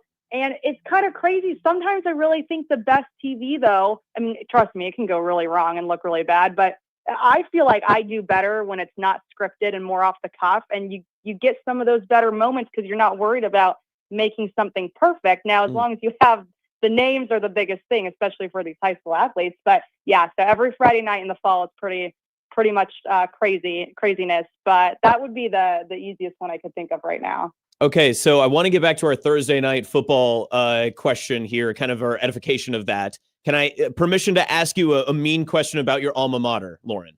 Oh, gosh. Okay. Be nice. Is MIZZOU the Thursday night football of the SEC? Yes. No. Okay. This is where I stand. That is a mean question. And I got permission to ask. You gave it to me. I know I did. And I think Vanderbilt would be. Oh, okay. All right. That's fair. Yeah. And they're making progress. And you know what? I loved Eli Drinkwitz. I think I was just having this conversation with someone yesterday because of Braylon Warren, and he's super thrilled to be going to Mizzou. He is not everyone's cup of tea, but the guys love him, and he's really built this program into a mainstay in the postseason, at least bowl eligible, playing in some more high profile bowl games. I just, as someone that grew up in Overland Park, I just miss if we go back in time and have the Big 8 be the Big 8 again, that would be ideal. Wow. And I just wish, but to take it, more present day, I just think they should have stayed and not ever left. And the SEC just is kind of, it's just a different beast. But, people might disagree with me there. But, yeah, I think when you look at all the talent in the SEC, it's hard. And especially when you look at baseball, they just have no competitive anything with baseball right now. It's kind of a mess. So. Yeah. Okay, so on kind of that same note, too, there's been so much more chatter, especially after this last year's Arrowhead game for Nebraska football. A huge success, I thought. I was down there just as a fan hanging out when they were down to beat Cincinnati and won Brendan Sorsby. When you see some more of these Kansas City events popping up, as someone who's from Kansas City, can you give me like the tenor of what it's like seeing this more Husker events happening in that area? Like, are you able to talk with maybe your friends who are still in the area, your parents, or whoever is still kind of milling about when Nebraska, because Kansas City is a Nebraska contingent already. There's a good portion of that. They obviously already have the colors with the Chiefs that match, all that kind of, fits. But is there more excitement knowing that there's a potential for more Kansas City and Nebraska tie-in events happening in that metro area? Yeah, I think definitely. When Nebraska played at Arrowhead last fall, people were thrilled. And it's not just like, of course, there's still a ton of Nebraska fans out in that area, which is great. But it's also just like what people know and in proximity. And so you're naturally going to want to support and see and go to the games, even if you hate Nebraska. Like, it's still something you grew up around, a program you grew up around. And I think people are pretty thrilled. There's always going to be people that think Nebraska fans are too much and Nebraska football's, a lost cause and whatever. They can have those thoughts. And the reality is, though, they need to capitalize on how close it is and that there's such a strong fan base of Husker fans still in KC. And so I think it's great. I think the more the merrier, and take advantage of the 3-hour drive. Just let's get rid of the construction if that happens again on that interstate, because my Lord, that was terrible. Open up another lane. We got to get this moving. Well, and especially we can't be holding people hostage at like 2 a.m. trying to get back too, when they're just trying to get back to whatever town they're from. Lauren, on that same note as well, I'm curious on this. This is just turned into kind of a Kansas City questionnaire here for you, but what is the difference? Because I'm curious. I've known these things to be interchangeable, and I have a feeling you have a stronger opinion on this, being from one of the barbecue capitals of the world. What is a difference between a cookout and a barbecue in your terms? Oh, I don't think I've ever been asked this. I grew up like, I feel like they're the same. Someone's going to get mad. Barbecue has to involve like, I think they're the same. Okay. I know. Am I going to get in trouble for this? Both things. You're grilling food. Mm-hmm. Everyone's bringing sides to eat. Liquor's flowing. You've got some music. You have a game on, and you're outside. Okay. Am I wrong? No, I've always heard, and I have some friends that have moved from Nebraska to the Kansas City metro. So here's just a peek behind the curtain. They live in Spring Hill, and I'm like, you don't live in the Kansas City metro. You live literally in a very small town outside of Kansas City. They're like, hey, come down for the Chiefs game, and we're driving an hour to Arrowhead. That's not the Kansas City metro. Like, what? You can't convince me of that. Anyway, on a separate note, they've always told me that since they have moved, when they say they're going to like a barbecue, the barbecue has like ribs or like burnt ends and that sort of stuff, where a cookout is basically strictly burgers, brats, hamburgers. That's what a lot of people are hitting us with in the chat right now. Okay. Yeah. So is that? And I hear you guys, but as a KC native, like the barbecue that we have at our fingertips there can be catered or picked up or eaten out. And at least my parents, they're great cooks, but they can't make barbecue like Oklahoma Joe's can or Jack Stack or even the new Q39. So when I think like barbecue, like we're getting barbecue. We're not going to barbecue because why? Because we would personally, we couldn't make it as good as these restaurants can. I like that. So that's my view. That's fine. Everyone can disagree with me. Lauren, great takes today. Excellent job here on Topic Alert Day with Middays with Matt. Last question I have for you. Whatever 4th of July you are going to, whether you're in Omaha, if you choose to drive to the Ozarks, whatever you choose to do, Lauren, what has to be at your party for you to enjoy your 4th of July holiday? Family and friends and a good beverage. Okay. Easy. In that order? Yes. Okay. Gotcha. All right. Family and friends of Lauren Michelson make the trip up and bring a beverage with them. Lauren, enjoy your 4th of July. Looking forward to seeing you out and about. And we'll cross some paths here sooner or later, I'm sure. Thank you, guys. Good talking with you. All right. See you, Lauren. That's Lauren Michelson of KETV, Channel 7, here on Middays with Matt. You may have seen John Bishop in the background. We do have more bits, more topics, and more fun coming as no polls, know what to watch, and maybe some final topics to get to as we wrap up Middays with Matt. Coming up next here on 1620 The Zone.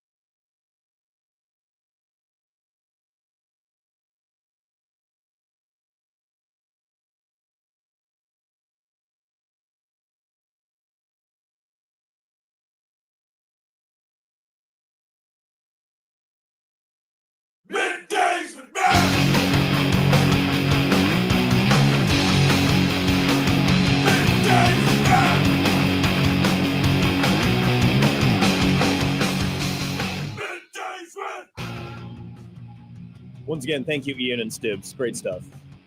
Beautiful. Bangers. Beautiful. Bangers after bangers. All right, final segment here before we hit the crossover with Unsportsmanlike Conduct here on Topical Alert Day. Middays with Matt. I'm Austin Jacobson. That is our producer, Josh. We've got some final bits and takes and topics to get to before we wrap up and send you out to your 4th of July weekend. Regular old TBT, bits, topics, and what was the other thing? Takes? Takes, that'll too. Yeah, TBT. TBT, baby. This one actually comes in part, technically, from our good friend Damon Benning. DB? He sent me a TikTok, which I did watch during the break, of the top barbecue or cookout items you do not want to see at your 4th of July party this weekend. Okay. Many people in the video said tuna salad. One said cranberry sauce. Cranberry sauce? That's what I'm saying. Casseroles, off-brand colas, which is hilarious and so true. I brought the Shasta, everybody. Yep. Don't worry. Hey, anybody need a new cup of Dr. Thunder? I'm refilling as we speak. Your thoughts? Someone did say baked beans, and I like baked beans, but I can understand they're not for everyone. Nah, not for me. Okay. Do you have an immediate take? One you don't want to see? The generic cola is a good pull. That's what I agree. Yeah. I'll also go with anything that can like melt in the heat. I enjoy being outside eating during the 4th of July hangouts. But yeah, it's I definitely don't want something just like falling apart in my hands. And I'm not saying like ice cream related, obviously. Like I'm good with having like an ice cream of some kind. But if I'm eating like a Jell-O based dessert or a Jell-O based dish, and it's just like falling apart in front of me while I'm in the sun, I don't like that. That's good. Smart. Okay, so for this, I'm going to move to a different mic and camera because we are going to kind of get open early with the crossover with Unsportsmanlike Conduct. Yeah. Before turn my mic off. Yeah, you guys are doing something in the afternoon crossover. Last year we did like a Broncos taste test or something. I don't remember. Broncos taste test. Oh, Broncos. I thought you meant like Denver. I was like, gross. Did we eat a horse? No. Yeah. No, you ate the actual restaurant. Yes. Broncos is good. I've been there the first time. And then you do chip taste test? Yes, we are doing a chip taste test. So we are going to taste test different ridged chips. Ridged for your pleasure, Josh. My pleasure. Okay, so I'll move to the secondary camera. Okay, coming on over. He's standing up. He's walking to the mic. Now, you have 3 varieties. Is that my understanding? There's 3 bags of chips here. They're all ridged chips. We have, do you want to know what they are? Or do you want to just? I believe I know what they are. It's Ruffles, Wavy Lays, and then a store brand ridged for my pleasure. Indeed. Potato crisp. Indeed. Okay, so if you're watching on the YouTube, you can see kind of the bags that are here. You can't actually. That's even better because then I'm looking right at it. So I'm going to give you a chip first to start. And let's see if we can get you a good one. Okay, so this is chip 1. Okay. All right, chip 1. Give us your thoughts. This looks salty as hell. I'm going to love this chip. Okay. Are you a fan of ridged chips? Yeah. Okay. I am.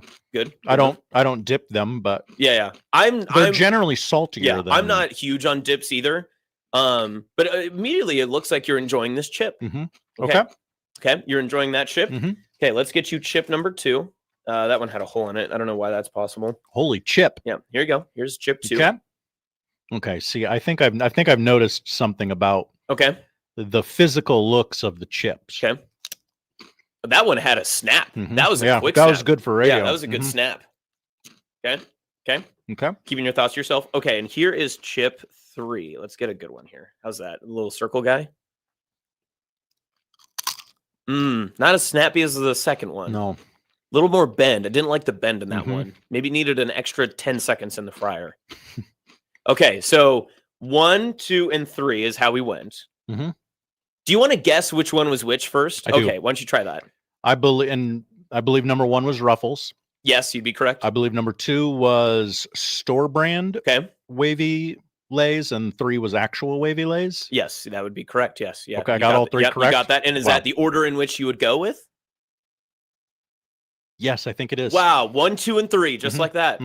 Interesting. Can you tell me exactly why? Ruffles was superior to all the others. It had more compact ridges, and it was much saltier. Okay. Which is what I'm looking for in a chip. What if I told you that one bag was $4 more than the other bag? Does that $4? Does that determine your change? Okay, you have a store brand in there. Yes, that is. So the store brand is I guess it $4 does. cheaper than Ruffles. Sure. But the Lay's Wavy, hold on, I think I still have. Let me look for a receipt here. I know I have it somewhere. I'm an expensive. Just kidding. I don't know to whom, Yeah, but I don't know. I'll expense it to myself. Let's see. There is a maybe Damon can pay for it with his winnings from maybe. the Germany knockout round. Yeah, a $2 difference between the Lay's Wavy and Ruffles. Is that enough for you, or are you still sticking with Ruffles? Keeping it rough. For my day-to-day eating pleasure, I would go with a Wavy Lay.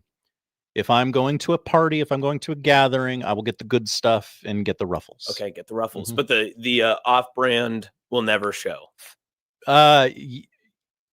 That's funny because you rated it 1, 2, 3. You put the off-brand as your second favorite, but you're not buying it? They'd have to be some Dusty Rhodes hard times for me. Wow. Yeah. So you would still go for the name brand even though you liked the off-brand more? Yeah, I would. Wow. I would.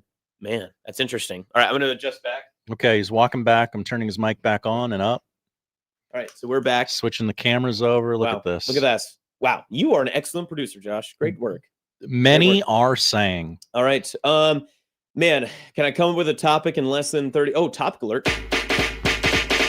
Can I come up with a final topic in less than 30 seconds? Let's see if we can come up with something that we can end on. Final topic. Let me think. See, if you do it, if you do it off pitch and poorly, the copyright trackers don't catch you because they can't pick it up with their AI ghost machines. That's right. Suck it, nerds. Okay. Final topic alert. The one finger you would like to keep if all other 9 get blown off in fireworks. Oh, you get one finger. Right index finger. Right index, so you can point? Yeah, point and push buttons. I'm going with my ring finger, where my ring will eventually go next year. That's a good answer. I thought you were taking that. I win. I'm husband of the year, and I'm not even one yet. Take that, nerds. Suck it. All right, that's going to be Middays with Matt. I've enjoyed being here all week. Josh, thanks for making this week so seamless and easy. I appreciate it. We look forward to what Unsportsmanlike Conduct has to think of these chips, and I don't like the results so far because I'm going to be turned into a fraud here soon. Oh, no. That's not good. Not good. That's next right here on the 1620 Zone Radio Network.